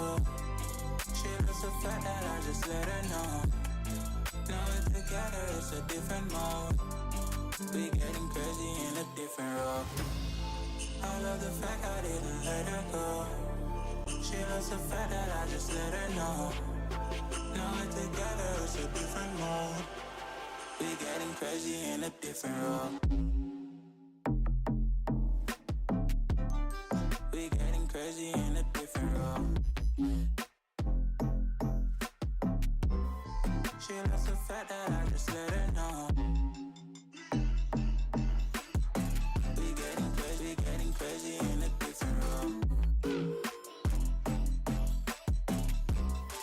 We getting crazy in a different role. Getting crazy in a different role. We getting crazy in a different role.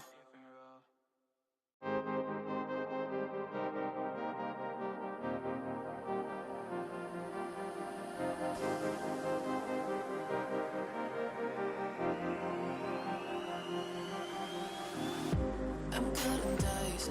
Look at these eyes. They're not here to please you. There was a time you could be mine.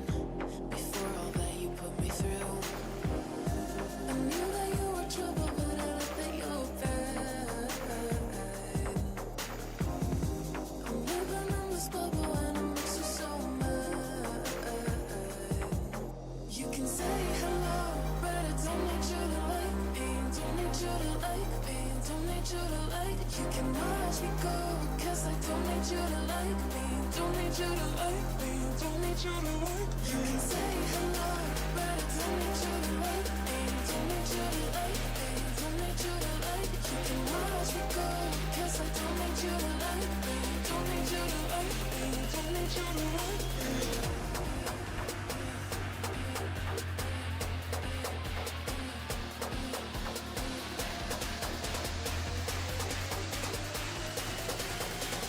Don't need you to like. Don't need you to like.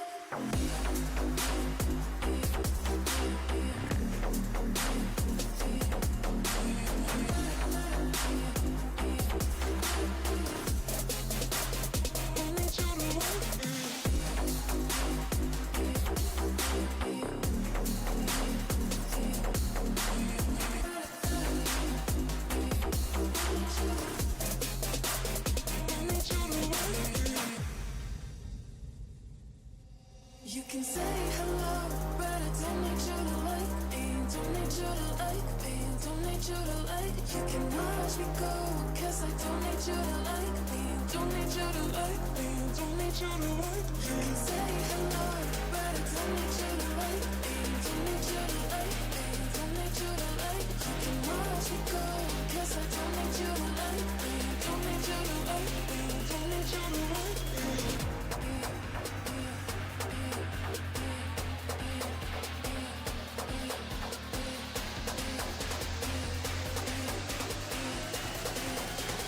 Don't need you to like.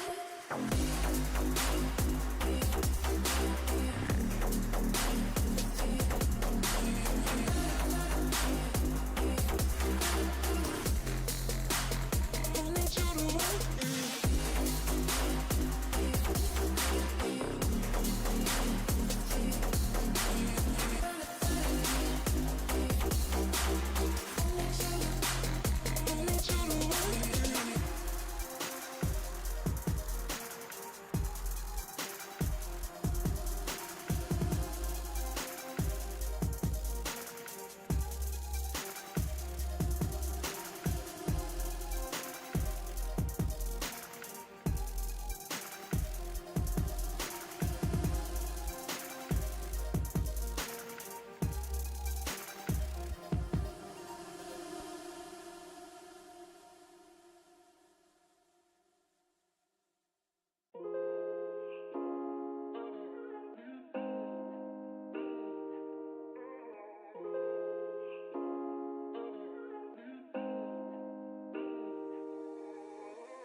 When you dream, do you see beautiful rays of light shimmering, guiding you through the night? I know it feels like the night's getting longer and light is harder to find. I promise I'll always be there. I'll remind you when you close your eyes. And welcome back to the NECC semifinals. We're bringing it down again with a different division. Still dealing with some champions, though. It's going to be the Champions White semifinals. This time around, is we're going to keep bringing on these playoff matches until, well, we finally decide who's going to win those grand finals. But this time around, we've got Carlton Black, we've got Ontario Tech, and this is looking to be another heater. I'm Los, joined by Vincent. Vincent, what are we thinking about this lineup here? It's gonna be fun. I mean, UH Premier has been the team to beat throughout Northwood, coming in as that second seed, but they lost. They got forfeited in the quarterfinal, and so that has given a great opportunity for this OTSU B team to have a chance against Carlton Black. It's going to be exciting. Back in week 3, it was Carlton to take the W against this team, but it was 2 very close maps, 13-10, 14-12, 2-0 for Carlton. So OTSU definitely looking to turn the tide and head into those Champions White Grand Finals. That being said, we are going to be seeing who's going to take the field for these two squads. We'll start out for Carlton Black. We got a pretty strong group of players as well to start out. Rage is the first to come to mind. Joining them is Danaris, Sushi, Riano, Oz, and Niner. On the other side for Ontario, we have a strong group as well, but one that I'm looking at is definitely going to be Falcon, starting out Ichigo, Girl, Zerminus, and Red Protocol. Yeah, definitely excited to see this. And it's also nice that we have some adjustments to that original roster. You know, they have a pretty big program going on over there. And I'm excited to see some substitutions. Maybe this adjustment in their roster is going to be exactly what they need to finally come back and take down some revenge against Carlton Black. But also, I wanted to read off a fun fact that we came over from Danaris. It's an interesting fact that they sent in, mind you, was short Asian dude. Well, definitely an interesting one. Thank you for that, Danaris. Listen, that is a fun fact. It is interesting. I'll give him that. You know what else is interesting? The map pool we're going to be heading into. We have the picks and bans figured out, and here's how they went. Breeze and Haven gone. That left Bind to be picked out by Carlton. Then sent for OTSU, and Split will be our decider, with Fracture and Icebox being taken out. No more Fracture for us this evening, Los. That is very sad, but I'm excited to get Bind underway.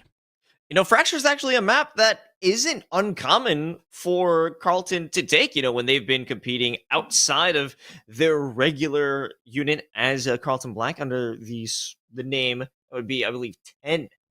They have competed with Fracture. It was actually their pick and found some success in some outside of the collegiate tournaments. But hey, maybe they can expect a similar reaction outside of their opponents of OTSU. Regardless, it will be a bit of the standard maps or the original maps that came out with Valorant. Why get fancy? Why get with the new stuff, Vincent? Just play with what the vanilla maps. Yeah, that's right. Keep it reasonable. Keep it in check. We're getting started. Agent selection is underway, and Bind, like we said, map 1. We'll see how the agent select goes. If Ontario Tech keep where they are, it's a pretty standard fare, with maybe the exception of the Brimstone. Sometimes that's swapped over for a different controller when you pair that up with the Viper, but otherwise, pretty standard. Now, what I'm liking, okay, well, I'm just realizing that Oz is here to troll me. I thought it was going to be a Cypher pick, which, you haven't seen too much recently, especially with just the strength that comes out of a chamber pick. No one really goes back to that old information at Gatherer, but Oz is just trolling us at this point. Definitely not expecting them to commit over to the Yor, but hey, anything can happen. Daenerys, the only one who actually makes a commitment over to the Brimstone. I'm enjoying it. The double brimmed up on a Monday night is going to be a good one. Yeah, I do think the Brim is a lot of fun. A little bit less fun after the nerf to the Select stems, your but, you know, agent. Riot just not wanting us to have a good time. I understand. It's fine. I'm not sad or anything. The other interesting factor that may come to fruition is Niner going for the Sky, and yeah, that is going to be locked down and locked in, which I think is very, very strong. Having that Sky as an initiator is a great look. That being said, lack of a Sova is sort of a surprise.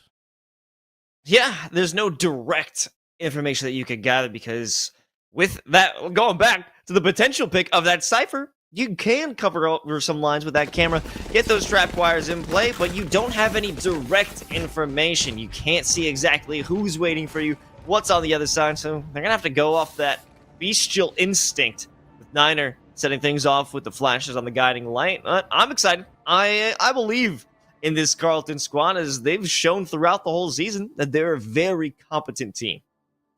I'm right there with you. I gotta agree, and it is Carlton's pick here on Bind, so we'd be looking to them to get a strong start. And with that Sky, I do think you do have a lot of information gathering utility there. It's just not as strong as that Sova has, with like the Owl drone and of course the recon bolts. But starting out already, the Viper putting up the toxic screen over here at A.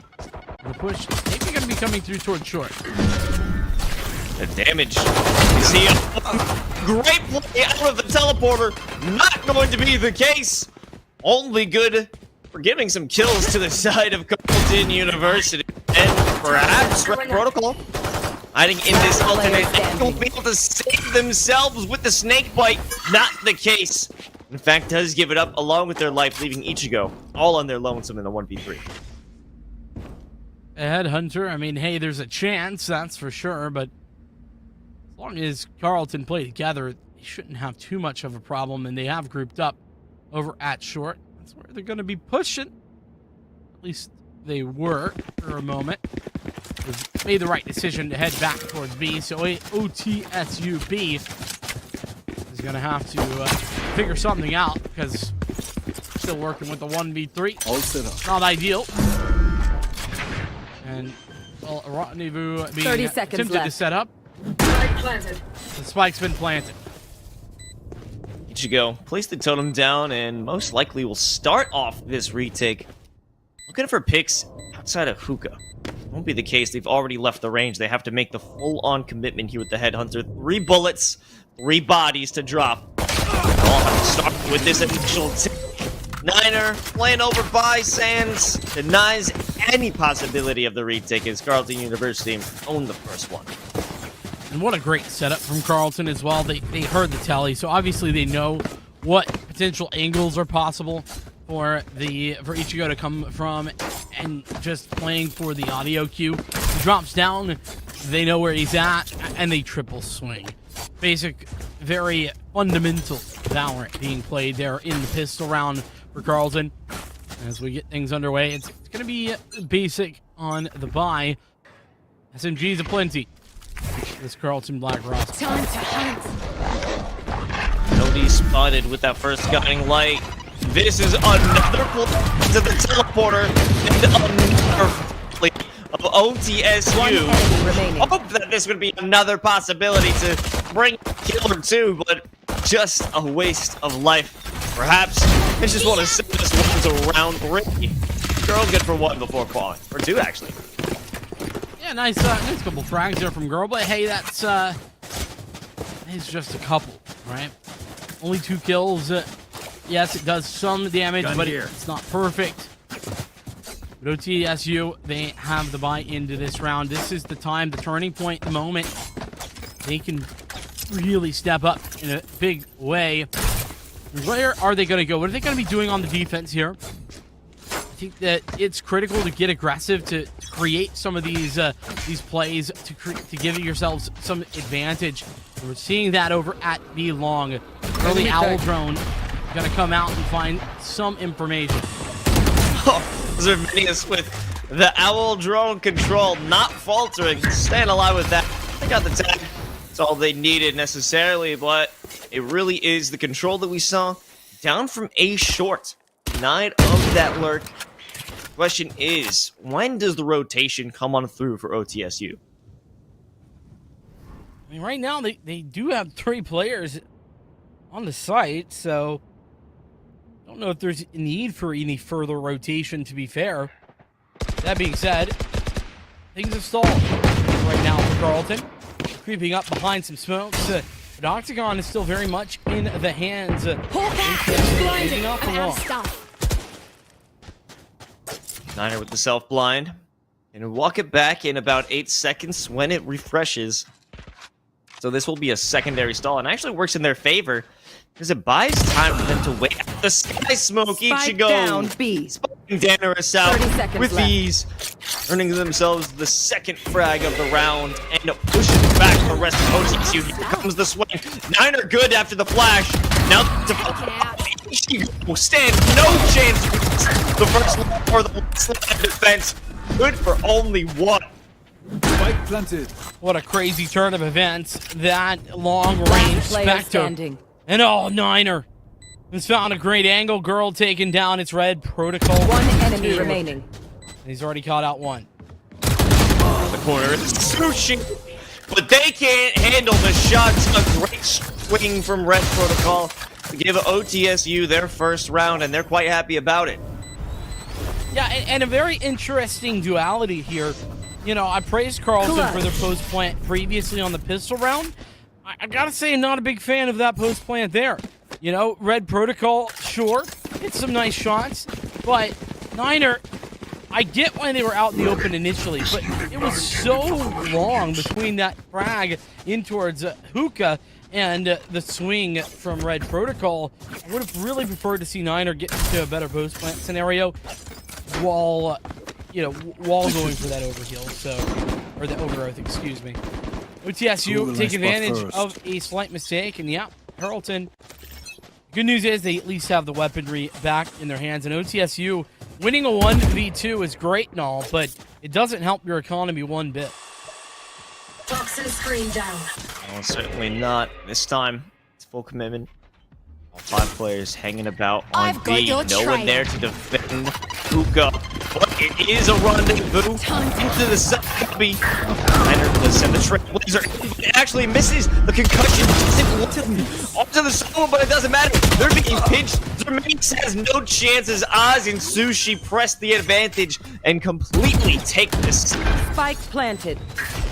This is some domination. Poison's Carlton picked the pace up and is finding so much success. There's 2 players still remaining here for Ontario, but they should be saving. And there was something that I heard on a desk this weekend talking about Valorant, and, well, it was that pace, you set the pace, then you're usually going to be the team winning. And Carlton did that perfectly right there, really took those words to heart and set the pace and dominated their opposition. Girl here, hoping to survive as the hunting parties have begun. The Bloodhounds catch the scent. Sound cue delivered. The girl will be able to survive this one, or maybe not. In the last second, will be Oz to finish that one off. Losing out on another rifle, only Red Protocol takes the Vandal into round 5. Very unfortunate not to see both of those rifles, but valiant effort, to say the least. Carlton, we'll see if they change that pace back up again. It's been something consistent that they are doing, and OTSU, maybe they've become a little bit more aware. Become privy. Going for the orb, using a sky smoke along with the early recon bolt to get that information, gather the orb, and pick up the tour de force.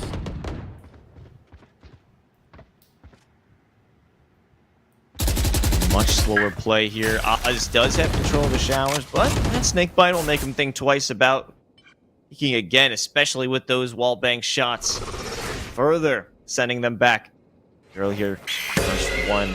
Waiting for someone to walk around, but the information given. Rano sends out the snake bite. Any peek at this point will be deadly again. Not sure what Girl was thinking. They must have thought that they had full armor because that can save you in the end. They waited and waited. The best you could do is just send your life out there and try and go for a kill. As Red Protocol does with the stim. Might be able to spot the player for planting. Danner is removed after the spike is engaged. 3v3. One enemy remaining. It's available, but Red Protocol doesn't need it. He has them all. An ace for Red Protocol. And that's one way to claw back this game. The early ace coming through. Stunning. Absolutely great play. Held down by Red Protocol, not giving up the space, waiting patiently. I did enjoy that patience of knowing that there is a planter on default. You could wait the second that they're done planting, engaging that spike. You could go for the headshot, line perfectly into the crosshairs, and everything else seemed to fall perfectly into place. Certainly did. The one rifle being utilized very effectively, and You by the want way, to Girl, play? I think Let's just kind of play. holding on, trying to find a timing, but obviously that didn't work. Hyperspit is out over at A, but Charlton seemed uninterested in that site. They selected to be putting their pressure back towards B, but remember that early Sky Smoke I talked about it long? It's down once again, Lowe's, so OTSU definitely adjusting. Spotting out with that dart. That'll make them completely exposed in hookah. Gives them an opportunity to breathe for a second. Sky Smoke does lock them off. Any vision, sight lines from the site proper. Denied. The real pressure comes from long. Okay, well, it's actually Red Protocol pinching them from behind. Smoke's down. Very aggressive play there. Just gives up the hyper push forward and got a little bit. This time it's on B and Oz with the opener. Zerminius is right around the corner. Oh, and a great read. Expecting someone to be sitting just beyond the smoke. The green curtain will be denied. Red Protocol. No longer possibility for that flank, and this is leaving Girl all on their lonesome. In a 1v4. Must have spotted someone on top of the tube. But even so, Sushi hanging out by Garden has that angle covered. Sushi with such high impact there. The tour de force coming to fruition in addition to that Viper's Pit being thrown in. So ultimately, some fantastic ult usage, especially considering that we saw the same investments coming through from Ichigo and from Red Protocol. And they got nothing out of it. Absolutely nothing at all. So, OTSU have the weaponry purchased, but it's a little bit light. I have one judge as well as a single player working with a pistol. This is going to meet on in hookah here. The judge is out here. All depends on Oz. Do they spot this out? Are they more concerned with someone playing on the back of sight? Even check for this.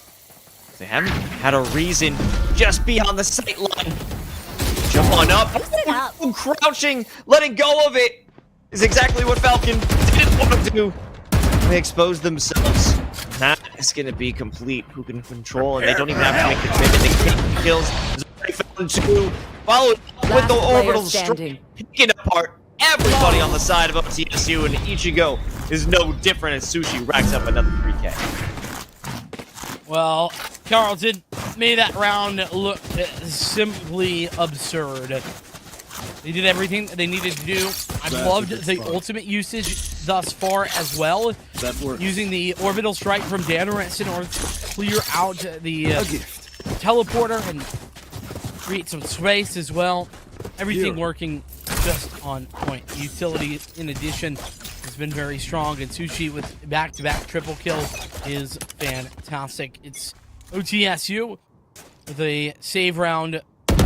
Revealing area. Being said, I was gonna say they have some chances, but Sushi is actually found the opening once again. There's Another one. Zerminius catches a player off guard. Two of them. Niner was sending out the guiding light and expecting to have cover from that sushi. Was not. Checking the corner. Here's Girl playing up again. They have the opportunity. Here comes the nade. They back off and it forces Niner. Gives some space away. So opportunity for Girl. For a swing. Showstopper at the ready. They won't make a commitment. Trailblazer comes for the concussion. This double swing should be everything they need to remove them from play. 2 on One 4 enemy for this remains. retake, and both players are very spread apart. Falcon caught in CT. And Zerminius at this point must be looking for a rifle to save. Has collected that rifle to try and save, but Okay. looking like Zerminius is going straight towards the fire, and will hint that fire's hot. You know, I'm thinking that the think that's move it. here of OTSU is send it. There's been so many opportunities where they did not need to make a commitment, especially through the teleporter. Like, they just gotta close off the teleporter. Nothing good happens when they use that. Yeah, I gotta agree. It's been a bit of a consistent factor for them, and you know, it's all well and good to come through the teleporter, but you need to set yourself up off the back of that, and you need to be good on the timing for it, and that's been a little bit off. Going to the gun round here. It's an operator for Sushi. Not always used consistently here on the attack side of Bind, but Carlton have picked it up. They also have a showstopper, but that's the end of the ultimates available to the Carlton roster here. OTSU have an advantage of their own. Octagon's been given up for OTSU. A bit of a rarity, as I pointed out. They've consistently gone for that control. Dominius, first one to look. It's a gun. Narrowly avoids the shot from the operator, but now with a nade, forcing them back into CT. They listed their options, especially with eyes. Now the showstopper, narrowly avoiding that Hunter's Fury. Are they just gonna be all the way to the site? Waited until the very last moment and removes Zerminius from the fray. Even so, while they've had so many players on the site, it doesn't feel that they've been in control. That control might be a little bit better now as Niner has not only found a frag, but OTSU are locked straight out of the fight. Niner doubling down, and it's on to continue. Niner has finally fallen, but Red is all alone and simply no more. Another triple, but this time from Oz for Carlton. 7-2. It's seeming like this first map is definitely in their hands. OTSU have had, around here, around there, where they've been able to find some success, but the consistency factor, it's really been missing. And a lot of that, I think, does come down to the fact that we aren't seeing OTSU make active plays, right? They're playing passive and then reacting to what Carlton are doing, and that's a problem. However, this is a very forward presence in Hookah. Running at one, Zerminius sends out the shot and escape the nade. But it also reveals that Falcon is here. Trailblazer gives that information and they aren't good for the shot. The Bucky doesn't find its mark. But in the end, that very spread out play we see from CU has given opportunities for OTSU to fire back. They've had those individual gunfights. your trail. Waiting on those angles, it found him success. Even Girl now with an operator. Oh, what is going on with those seekers? Okay, alright, they've escaped. Yeah, this could be a thrifty round here with Pearl, the operator. They've done it. Zerminius taking one as well. And so OTSU, they find a round really there was very little chance into. And I think that kind of goes along with what we were talking about just a moment ago. That when there's not the stakes, right? OTSU are sort of willing to go for the aggression, go take fights that they wouldn't normally take. But when they have the weaponry, they're playing a little bit more passive, and they're allowing for Carlton to set everything up, take their time, and then go in when they are ready. So I want to see some of that aggression continue. And, well, here's a hoop to take, being met by a Trailblazer. Shotgun sent as a preemptive effort to stop that push. So much utility is being sent in. Zerminius manages to stay alive against all efforts to remove him from on up with another guiding light. The real issue is over by Garden, where Dangerous does destroy and burn Girl to a crisp. As they've given up Garden, Trained you. opportunity for them to swing additional angles to work, distracting. They are cut to ribbons. And this will be site control given Carlton. They're in the beyond this. It'll be hard pressed for them to win this with a retake. Okay. Ichigo, they start things off. Last player Big standing. chance now. Unfortunately, Sushi and Oz have stopped that in their tracks.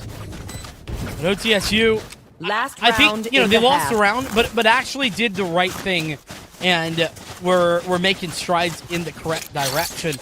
That's a good So spot. the only mistake that was That made works. for OTSU is that they took the fight over at Long whilst also fighting in Hookah. It's very dangerous to do that. And of course, if you lose that fight like they did, then Carlton can just overwhelm, push from two different angles, find that success.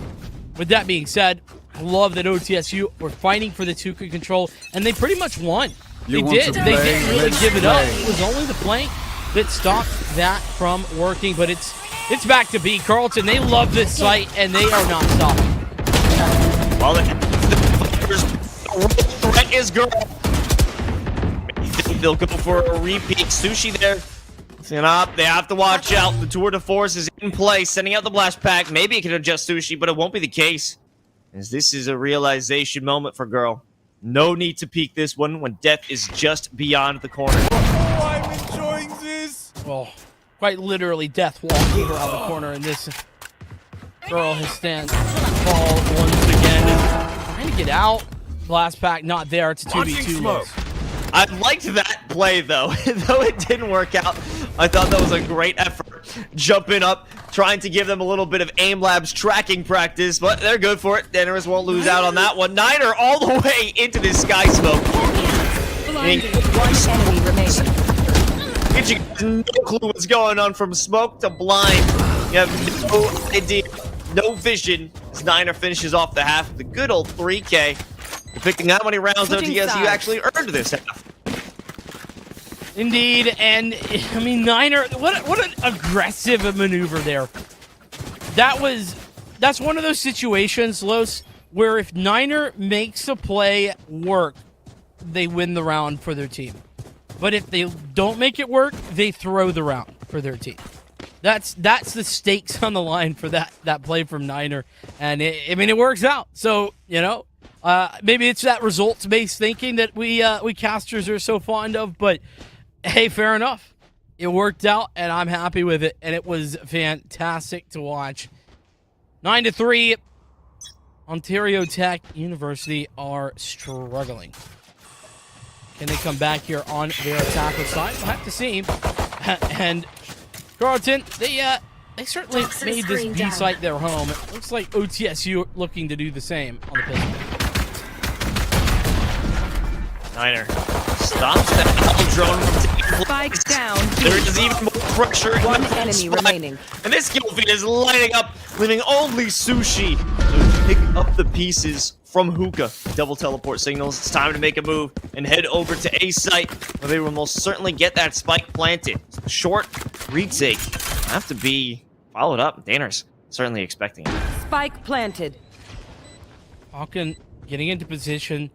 One enemy remaining. If it was noticed, Sushi certainly is aware. Bullets in the headhunter. The push coming through, and two of them used. That's huge.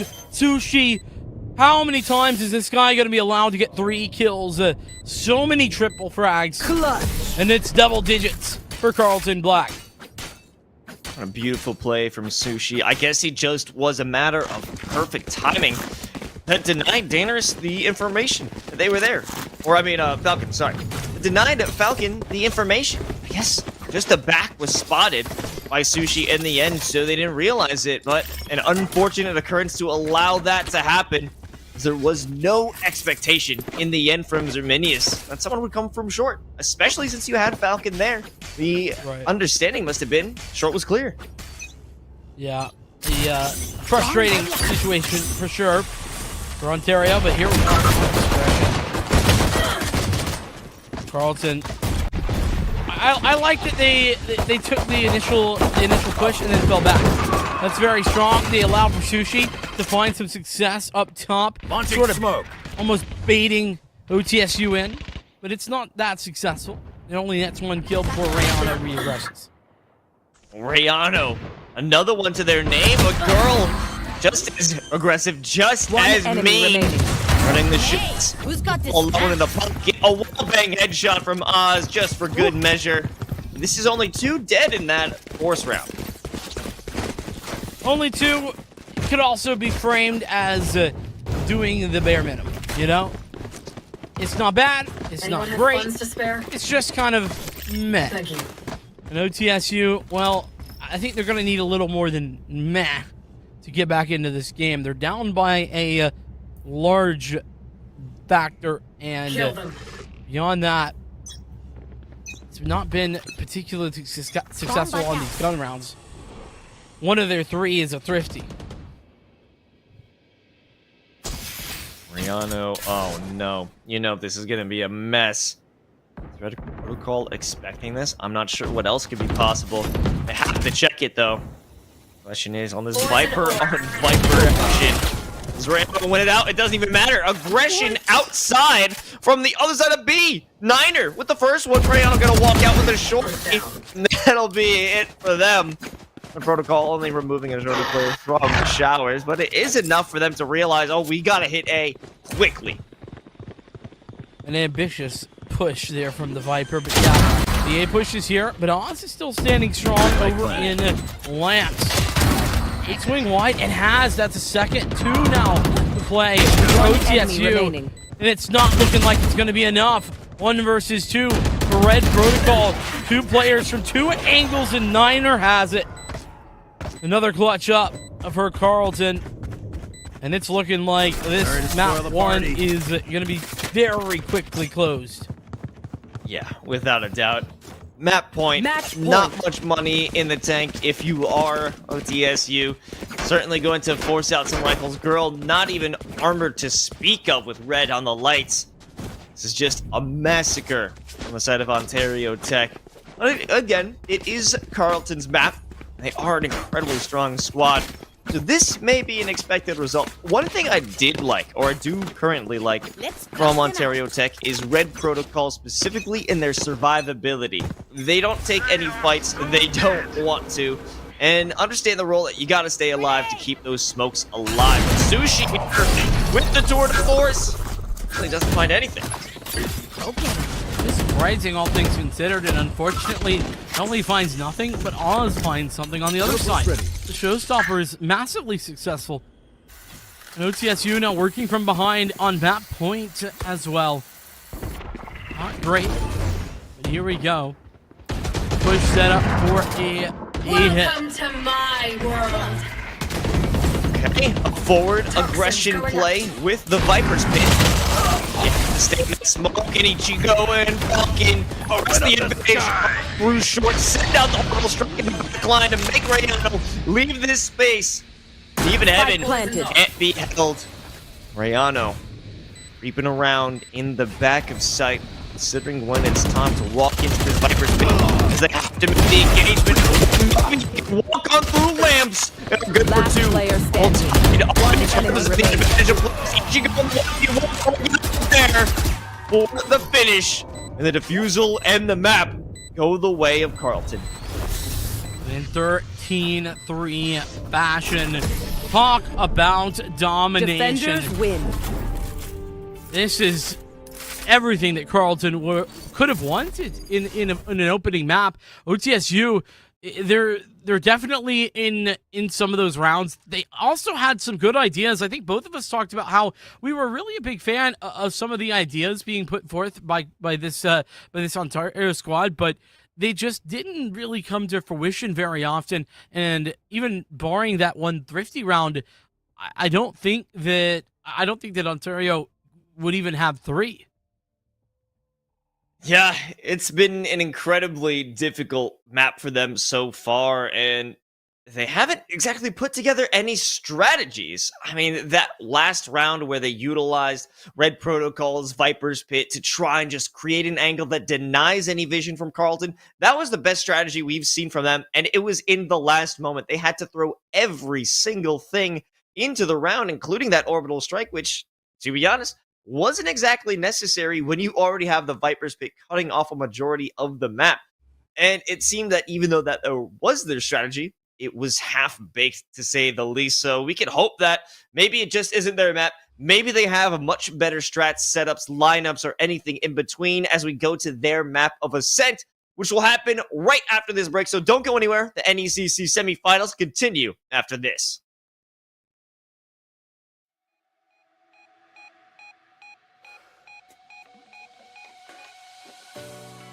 Fast forward a year or two, friends have changed, but so can you. So can you.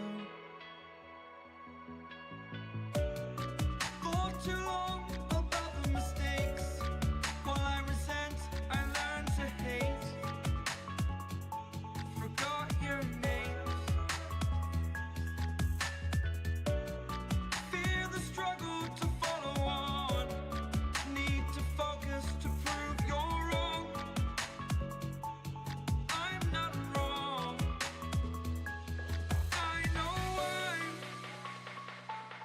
I know I'm holding on to this. Holding on. I know I'm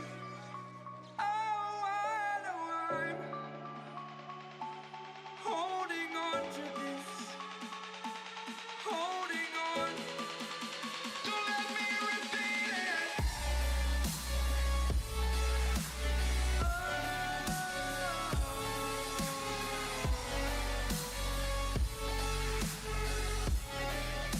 Don't let me repeat it.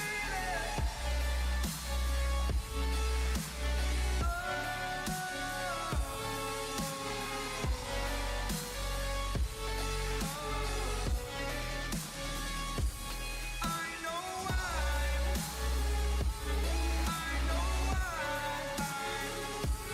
holding on to this.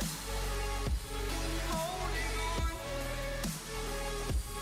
Holding on. Holding on.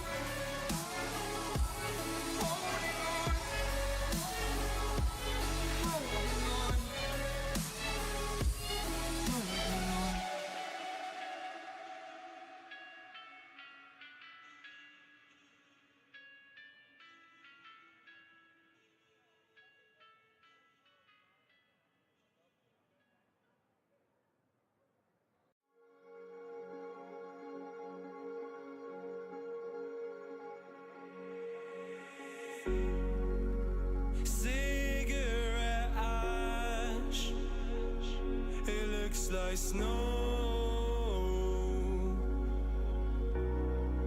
when it falls in the wind, you know. And you say you wanna dance. You're wary, you know you'll end up in the wrong hands. And you're having fun. Why don't you show your friends? And you're having fun. What if it never ends? I'm lacking sincerity, but you don't care at all. Miss booze, lit cigarettes, trying to take me home.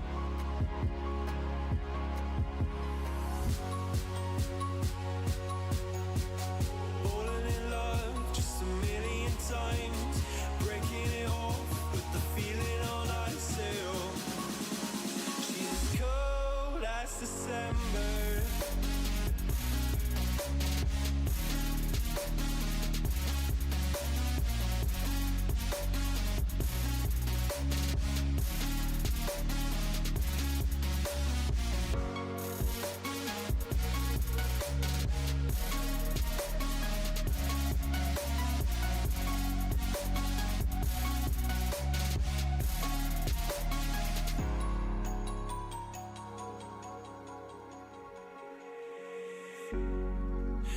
I swear I've seen you before, holding your shoes in your hands, running out that door.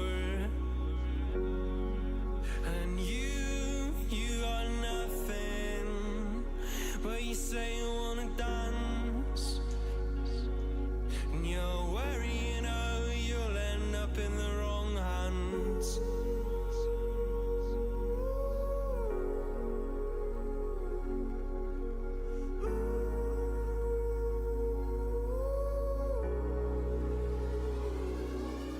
I'm lacking sincerity.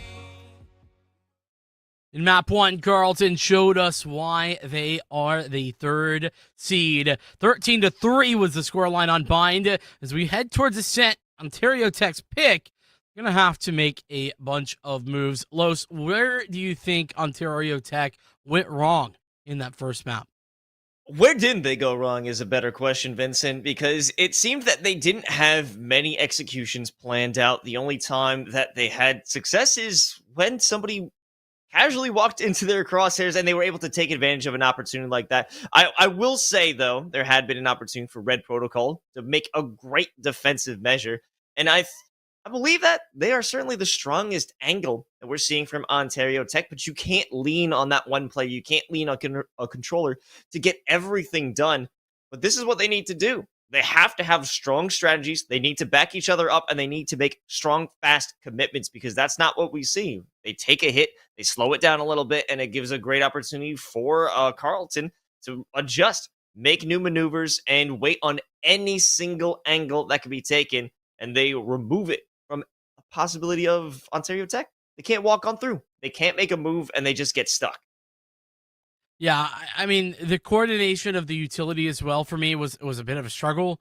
Ontario and on the other side for Carleton was really on point a lot of times. Not sometimes that was off, but we consistently saw Carleton setting up in a manner that made some logical sense in ways to trade, in ways to, force players out of position. You talked about the orbital strike and how effective that was on the attacker side for Carleton to push players out of the teleporter. So basically a whole lot of good from Carleton and a whole lot of question marks for Ontario. Unfortunately, we're not just ready to get started yet, so we're going to have to go back to a short break. We'll be back as soon as we can get this game started.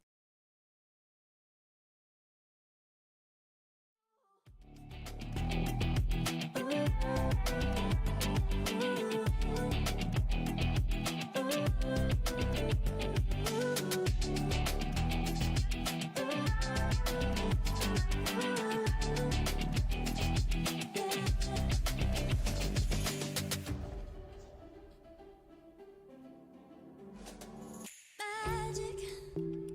No, I'm never letting go. Now that I have it with you. When you kiss me, it's like the stars fall out the sky onto my heart to cover up what I don't want to show. I let you in deeper than I let anyone else before. Fell in love with my broken pieces, took them all and made them yours. Didn't know when my heart be needed. Skipping out, no, I can't keep score. When I lose my breath, boy, you got me breathing. Oh, every little thing you do, every time you hold me, take me higher, higher. Every